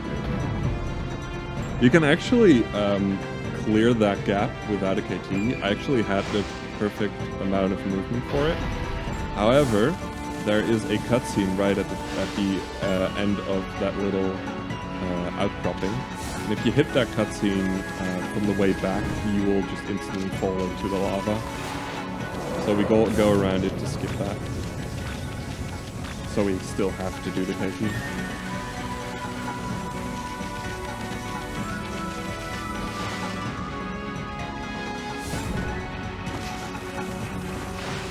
So now we're gonna go back out.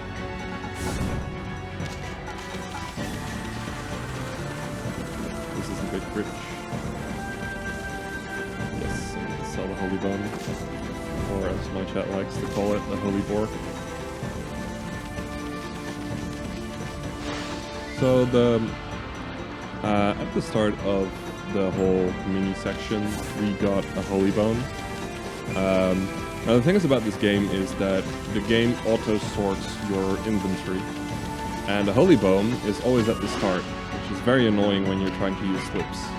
So we sell the Holy Bone, so we don't have to deal with that. It just smooths up your menus a bit. It's the only reason.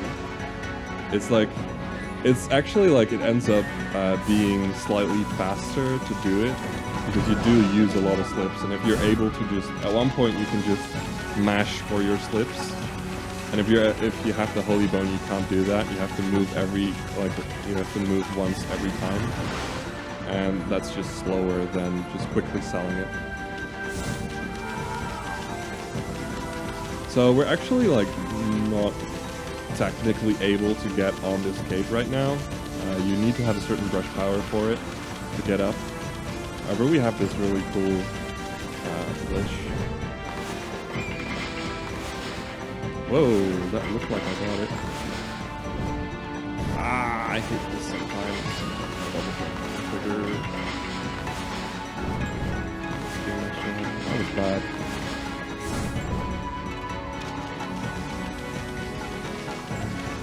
So there's a fight trigger right there. Just jump like this to skip it. It's pretty slow fight. I'll just use the slip, but you still lose time. So now Queen Otahime changes into the water dragon because she has the dragon orb, which allows us to go into that giant thing, which is the lair of evil boob lady. So we're gonna fight evil boob lady.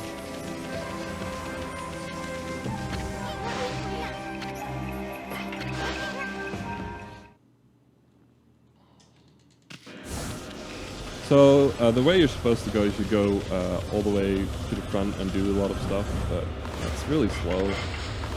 So we're just gonna jump out of bounds and get on this slope.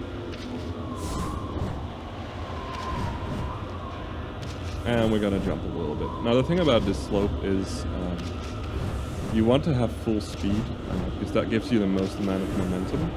And I want to try and stay a little bit high so we don't have to do KTs a little later on.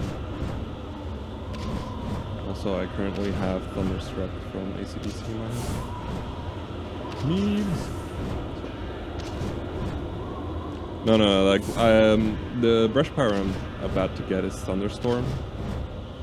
And as a meme at one point, I started playing Thunderstruck whenever I got here. So I like to be a little bit on the high side of this black spot, so we're perfect right now. Yes, I sold the holy gun. Oh my god, I fell. Oh! Okay, good. We don't have to do KTs. So we just kind of skipped about more than half of this dungeon by going around like this. Which is nice, because it's probably my least favorite dungeon to do. And now we got Thunderstorm. And Thunderstorm basically allows us to redirect out lightning. So you're supposed to go all the way in there, but that's pretty slow to do. And the thing is about dungeons, again, is that a dungeon is usually, all of it is on the same map once you're inside. So we're gonna go out of bounds and go into that loading zone. You are awful, to be honest. And then we're going to go into a 2D section. The game doesn't have very many of these 2D sections. This is kind of one of them. All of it is cycle based here, so I can just take it easy.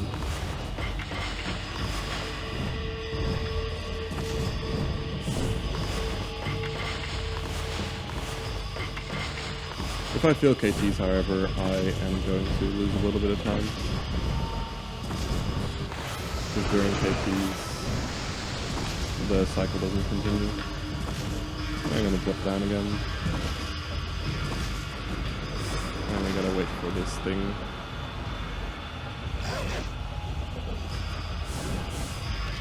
Oh wow. Ah, no. That was almost really. So by entering this key, we start a different cycle right now. We can just, once again, just take it easy here.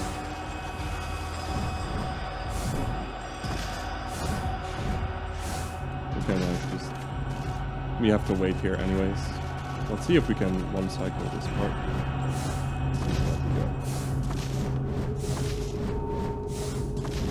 Casual one-cycle, there we go.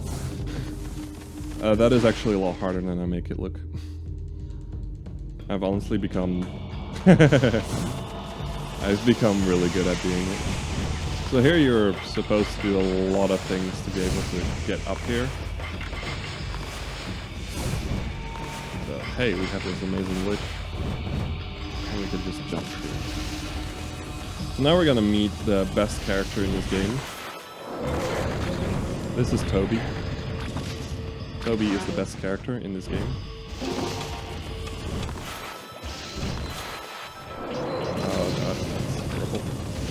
I missed way too late. So what Toby does in this dungeon is he's a sort of gatekeeper, and you have to race him a bunch of times, and then he dies after the final race. However, we skipped the final race, so hashtag Toby lives.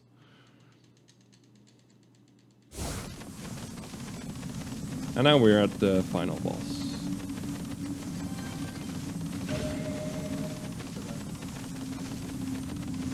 We're the final boss of this dungeon, my bad. We're not at the final boss, we're at the boss of the dungeon. I'm an idiot. Yes, we skipped Blockhead, because Blockhead sucks. There we go. So Ninetales, which is what Evil Boob Lady turned into, is kind of sees herself as one of the brush gods, so we have to use a constellation to be able to summon her. But we can just quite easily defeat her. A little bit early there. So in the first of this separation, I was looking for the fat one, and now I'm looking for the old one. And after doing that, she becomes an old fox. And we could just beat her to death in one hit. Get it? Beat her to death. Sorry, bad joke. So now we have freed the world from Ninetales and everything. And there's some thunder in Shinshu Field, which allows us to go to the final part of the game. However, we still have some cleanup to do here. So we're gonna go into this fish restaurant first. Because remember, a while back, we caught ourselves a marlin. Oh, damn it. A little bit too early on the press there. So this chef is going to make us some really nice marlin stuff. I don't exactly know what it's called again. And it gives us the brush power of Whirlwind, which creates a giant tornado around you that deals damage to everything. We won't be using it though, it's just not great enough to get.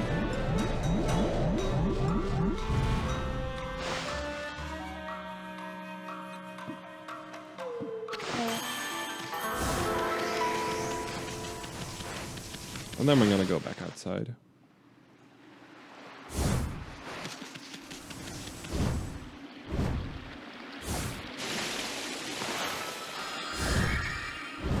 Go. I'm gonna go back to Okami.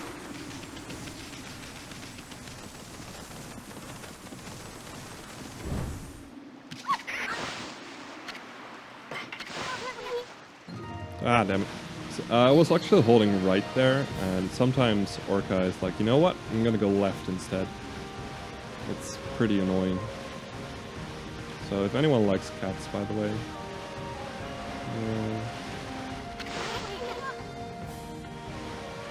So here we're gonna do more Orca KTs, as we like to call them. If I mess up once, I'm basically screwed. And I have to do it all over again. Okay, we didn't mess up. Cool. If you're late on the KT, you will just dash forward, and that'll put you on top of water, and then you can't KT anymore. So yeah, this is Catcall Tower. It's a pretty high place, and we have to climb the whole damn thing.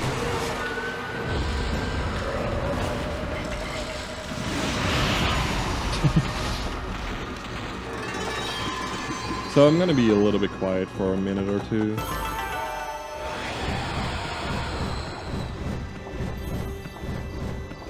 So what I'm basically doing here is you need to press X to be able to hold on.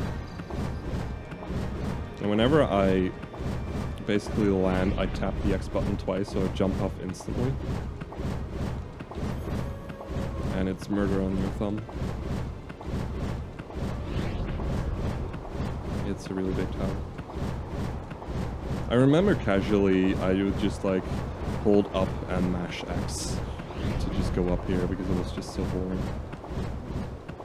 But this is faster as a speedrunner.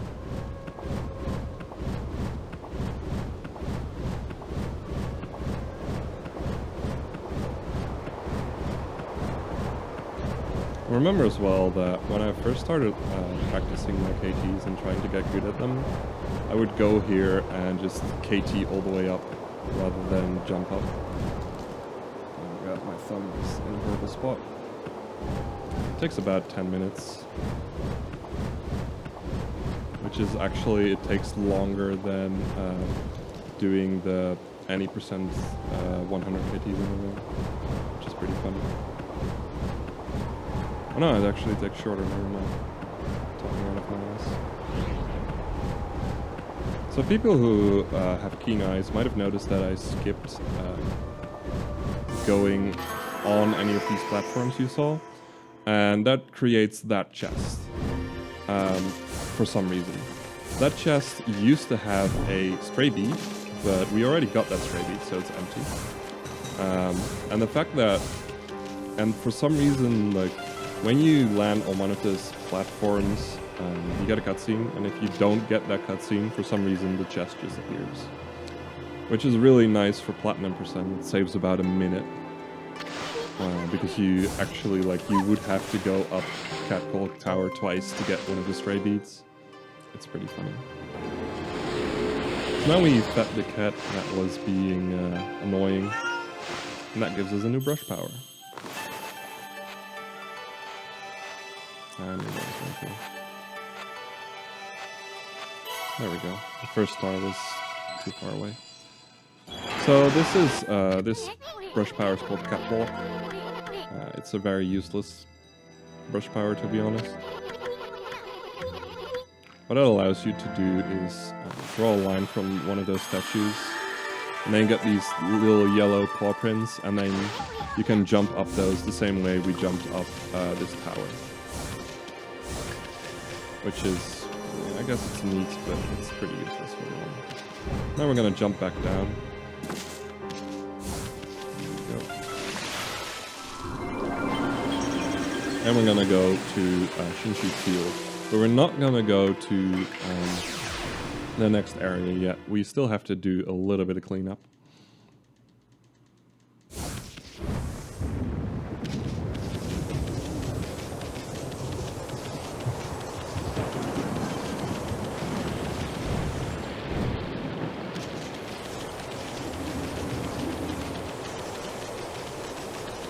So this is Ida.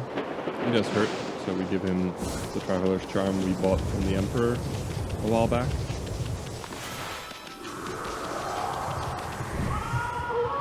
And Ida would like to race us, so we go along with that. Actually got the fancy strat of being able to do speed restoration here. Slightly faster than just going around. So we changed it from day and night here, so to reset him, because we need to race him 3 times. And each time he becomes a little bit more annoying. So this time he has these small little pallets he flies around. If we hit those, we just lose all speed and go really slowly and get hurt. Which is not very nice. So we walk around it.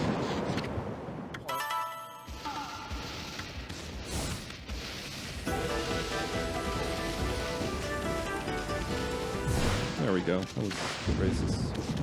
So by racing him 3 times we got the gimmick gear, and we need the gimmick gear to get brush power upgrade. So now we're gonna go to Scion to get that brush power upgrade. Among one other.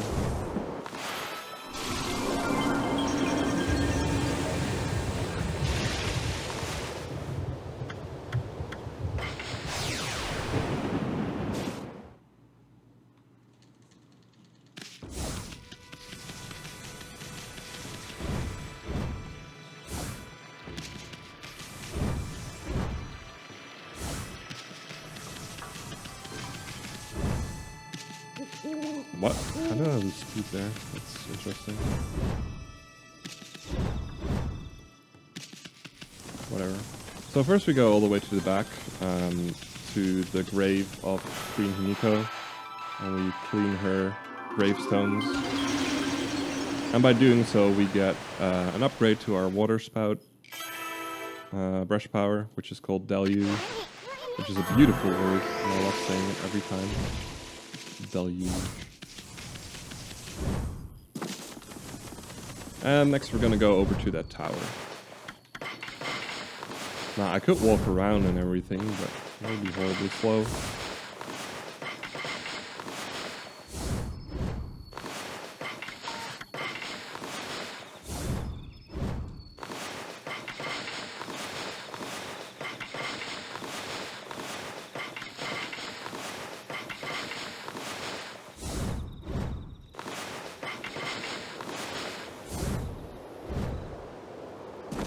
Nice, we actually reached there. I didn't think we would. Didn't think that was far enough. So this is Gen. I can see chat, Emma. Thank you. And Gen gives us Lightning Bolt. And Lightning Bolt basically gives us the ability to use lightning just about anywhere.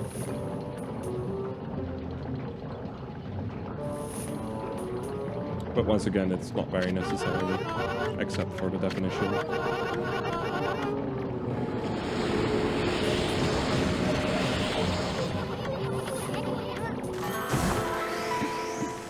let me go outside again.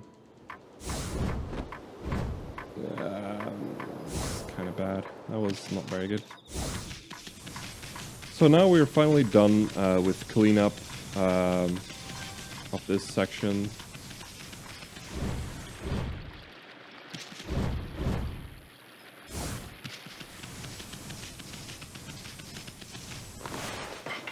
I actually like to use a mermaid coin on this specific mermaid spring because it's kind of annoying sometimes.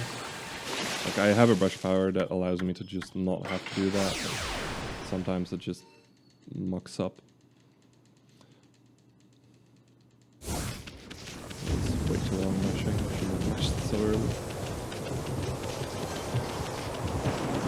So you see that dome on the left there? We have to draw a lightning bolt. We have to draw lightning there to open it. But we have to get up first. So let's do that first. I think I dropped down. That's bad.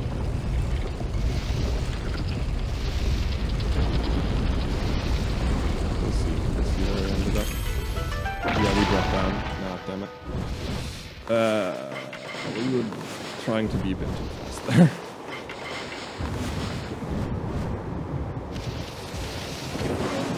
That can happen from time to time. So now we're gonna go to the final area of the game, which is Kamui. And we're gonna be skipping a lot of Kamui. There's a lot of story and lore there that's happening. But we're gonna skip just about everything. And just race through the areas.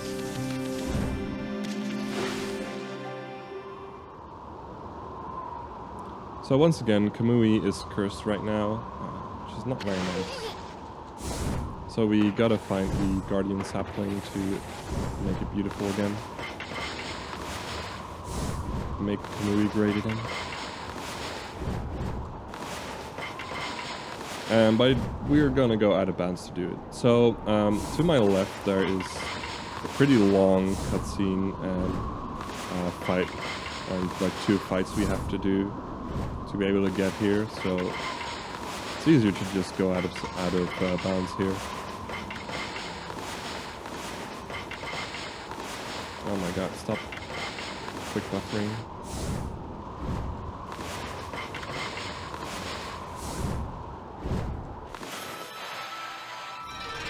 And we just bloomed the tree out of bounds while it's still locked inside of a rock.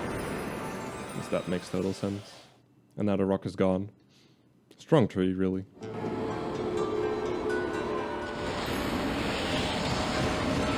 So what are we gonna do here? Try not to soft lock. So there is a fight here. A fight trigger there that I'm skipping right now. That was really nice. That specific fight trigger is actually, in any percent, that fight trigger is a soft lock. Because you go into that fight without having the proper brush power to be able to beat that fight, and you can't run away from the fight. But in all brushes it doesn't really matter, because we actually do have the brush power that allows us to beat that fight. So it's kind of a joke in all brushes. 90% it is a real danger though. And I still do it really YOLO when I do any percent runs, because it's faster to just do it like that. And I'm very consistent with my KP, so it's all good.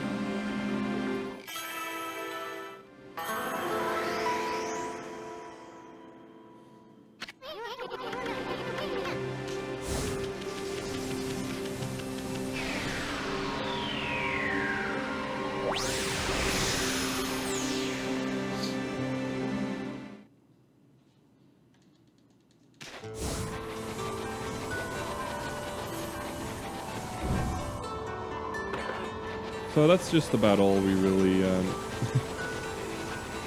that's just about all we really have to do here in Kamui.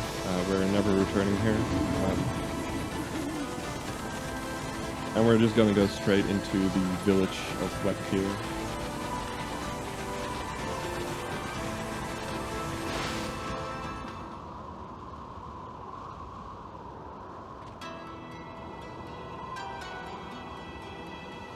Now the people of Webtier are kind of scared right now for demons and stuff like that, so they don't trust us first.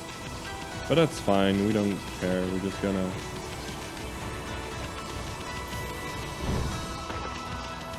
We're just gonna say fuck them and go to where we need to go.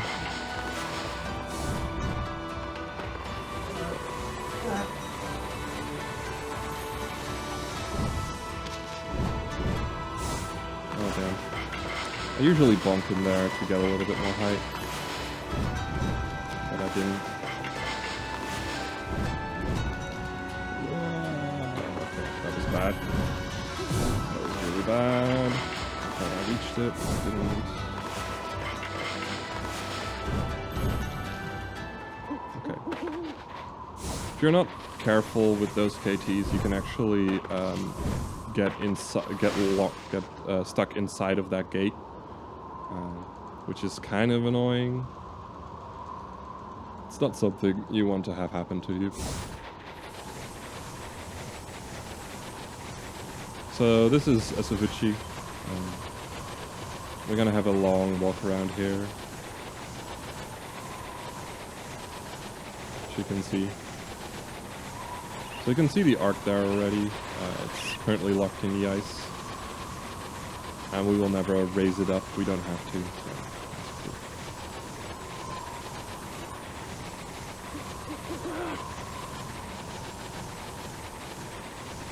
So that's cool.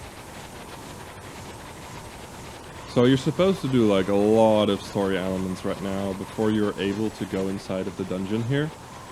Which has been locked by that chain. However, we can just jump up here and go out of bounds. You can actually do this out of bounds without KTs as well. It's a little bit more tricky, but you can enter Wauku's shrine early through those means as well.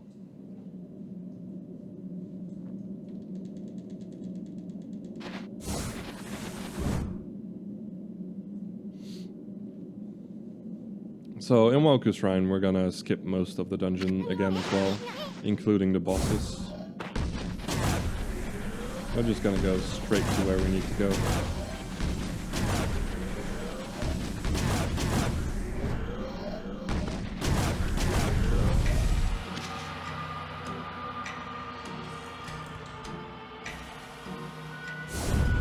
And to do that, we're just gonna KT up here.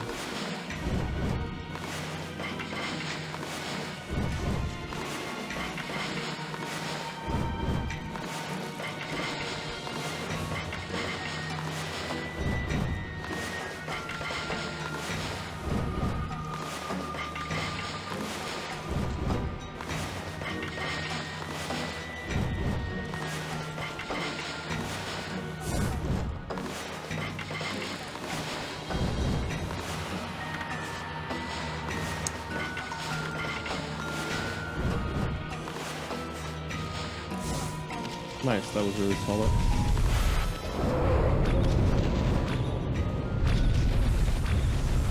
That was also really good.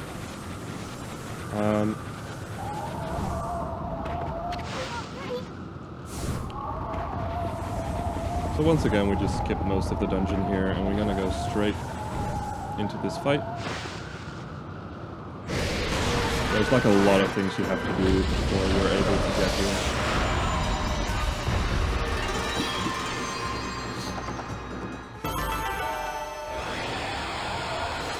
So here we get the final brush power. We have to lock the eyes in a certain position. You'll learn what the certain position is from a certain cave that is around here, but we know what the positions are. They're always the same, so we can just quickly do it. And then we get the final brush power. which is Blizzard. And what Blizzard allows us to do is control ice. Like that. It also gives us, because we have all the brush powers right now, we get a new weapon, but we don't like that weapon, so we switch back to our sword. And I didn't get a mesh KT. Whenever I switch weapons, I always get fan lag, which I haven't explained yet. What fan lag is that when the menu closes, it'll stay closed for a little longer than usual, which basically just messes up your KT timing. However, if you mash and you get lucky, you can still get a KT off of it. But I didn't, so.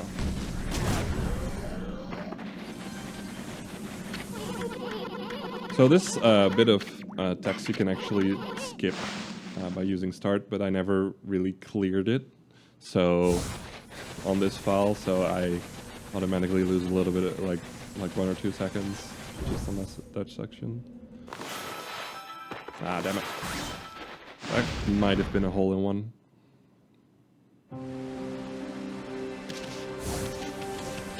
So here we're in the final donation screen.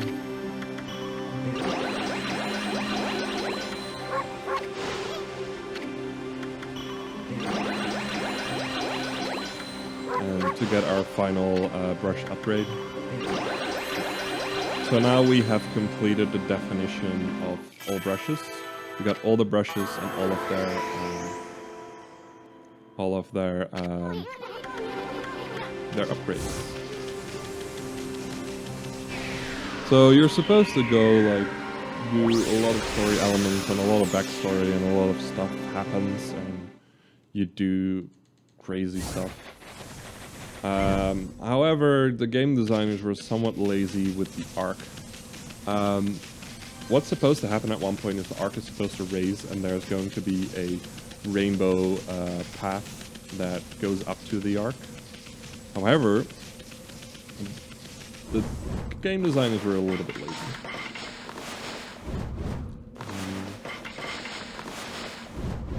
2, 3,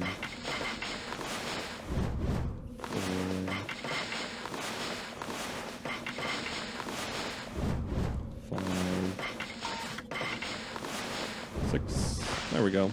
The loading zone for the arc is actually already here. So all we have to do is KT into it from a very specific position, and that allows us to go into the final area of the game, which is the arc. So as you can see, you have these drawings on the wall. The arc is basically just a giant boss rush where you fight against 5 of the bosses you've fought in the past. But we skipped a bunch in this run already, so some of them are going to be new. It's actually pretty funny. In any percent, there's only one boss you actually refight in the arc. But for all brushes, you have actually fought some of the bosses already, like this guy. This time he's a little bit less of a pushover. He takes a bit more to kill quickly.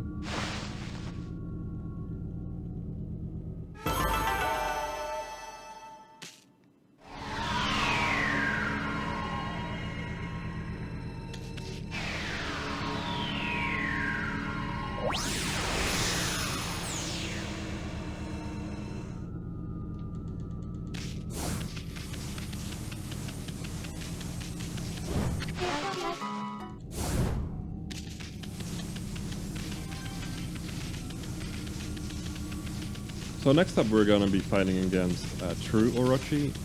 A while back we fought against normal Orochi. He was really easy to beat.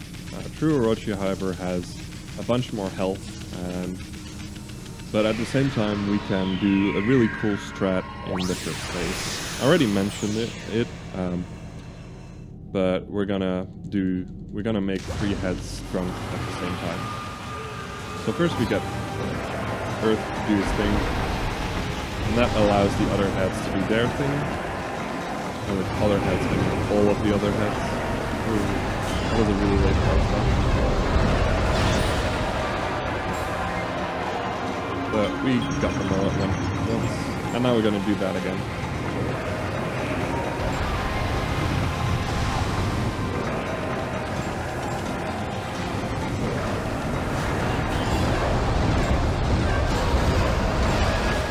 Now on the final hit, I'm trying to hit the bell as well, which deals a little bit of damage to it, and that way I only have to use one slip rather than two. Now all I have to do is hit the heads one by one to kill them all. The fire that's dropping here is completely RNG, so whenever I get hit by the fire, I get screwed over by RNG.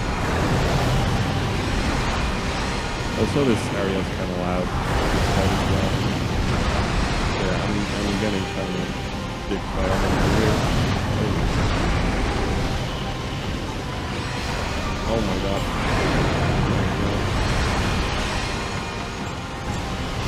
Oh, wow, that was some horrible fire RNG. That was not fun. Now I get got rid of course.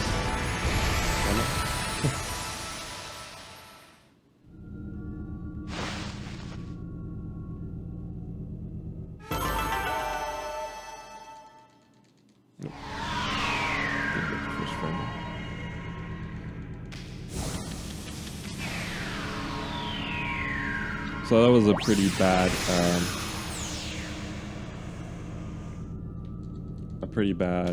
boss fight, honestly.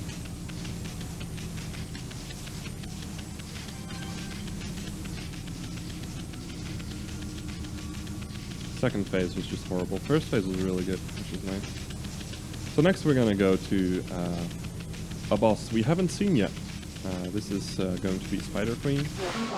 Spider Queen is the boss of Tsuta Ruins, where we got Divine Rush Power. But we skipped beating her, so now we can just go in here and... But now we have to fight her. So the way this fight works is she has these hooks on her back, and we have to vine those hooks to the flowers. And in doing so, we open up her back, and we can hit her eyes that are in there. There's eyes in there, which is weird. And we just use 2 slips to quickly kill her.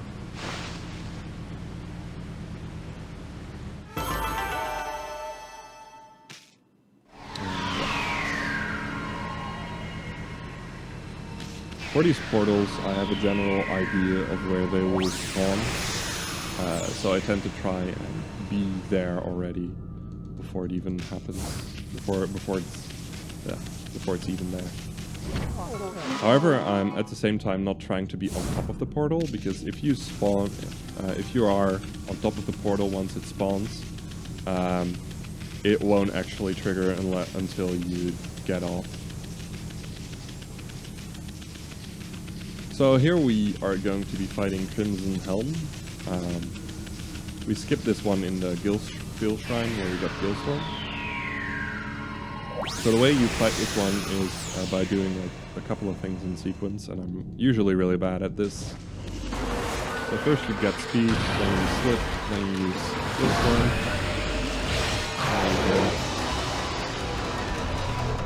It's not too hard of a fight, but you can mess up the order of things. At least I do that a lot because I'm bad.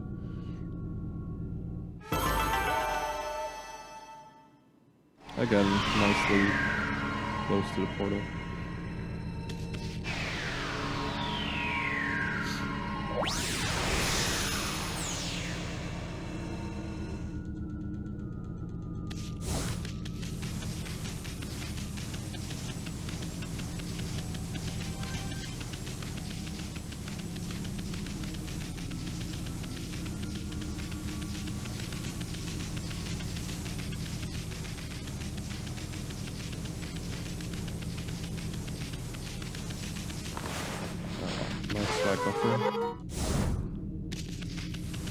So now we're gonna fight against Ninetales again. Strats are basically the same from last time.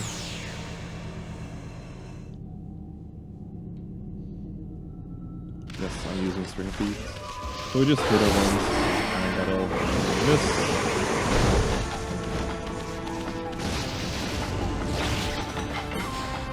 Oops.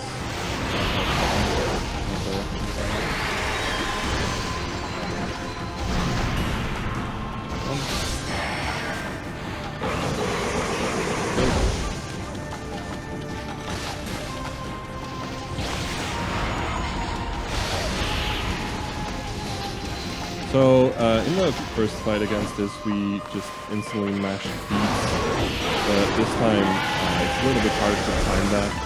So we use a slip first, so she stays with us rather than jumping away, so we can kill her quickly.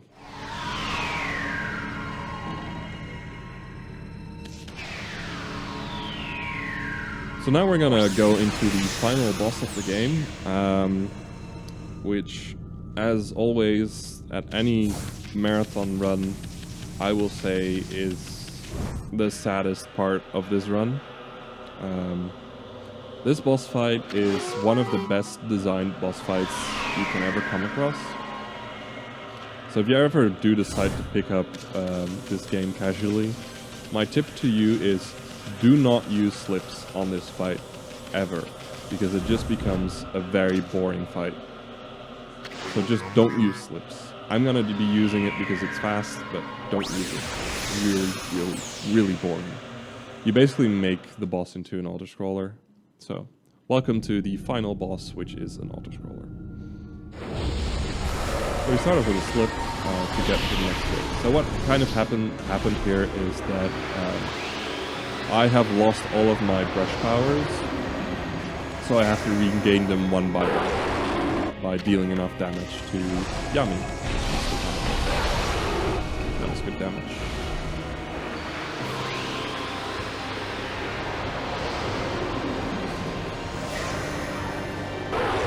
So now we got Power Slash back, so we're going to use it. And because the health of Yami currently is already depleted, but he still has to do these kinds of things before he can die. And we just use a ink bullet to quickly kill him.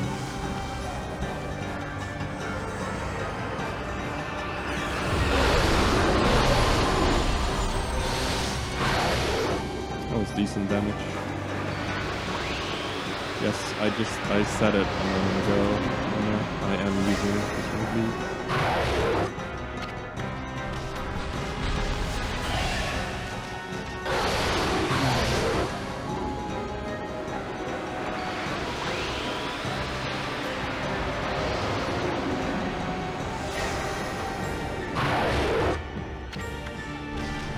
So for this one, let's do nasty. Horrible. We have to use water spout to get him down. So yeah, this phase he's been on 0 health for basically the entire time, but we still have to wait and go through the motions to get our brush powers back. So this phase is going to be even cheesier.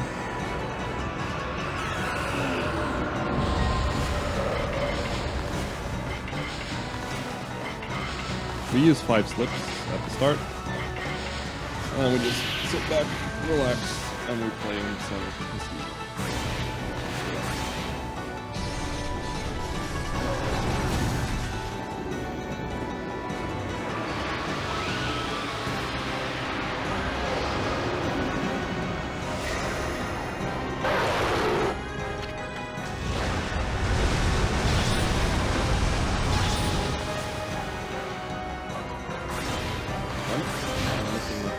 A little bit. Bad.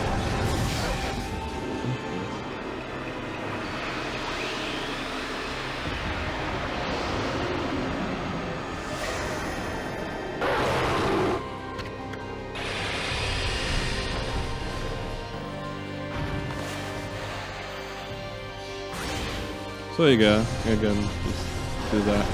So because Yami is this low on health in this phase, we will just keep giving us brush powers until the final one, and then we'll just use a slip and And we go to the next phase, which is the second to last phase. So I don't know if Rule's listening, but you should get over here. So in this phase, we start off with 2 slips.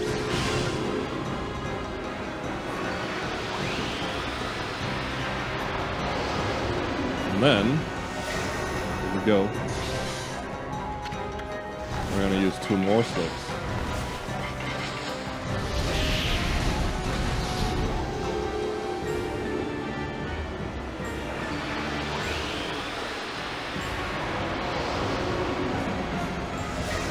Oh, but it gets even better. Gets even better. We're going to use 2 more slips.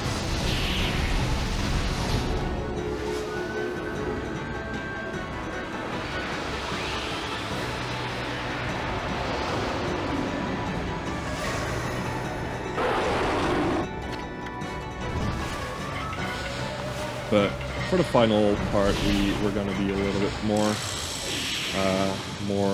creative, and we're going to only use 1 slip. So this is the final phase. Fight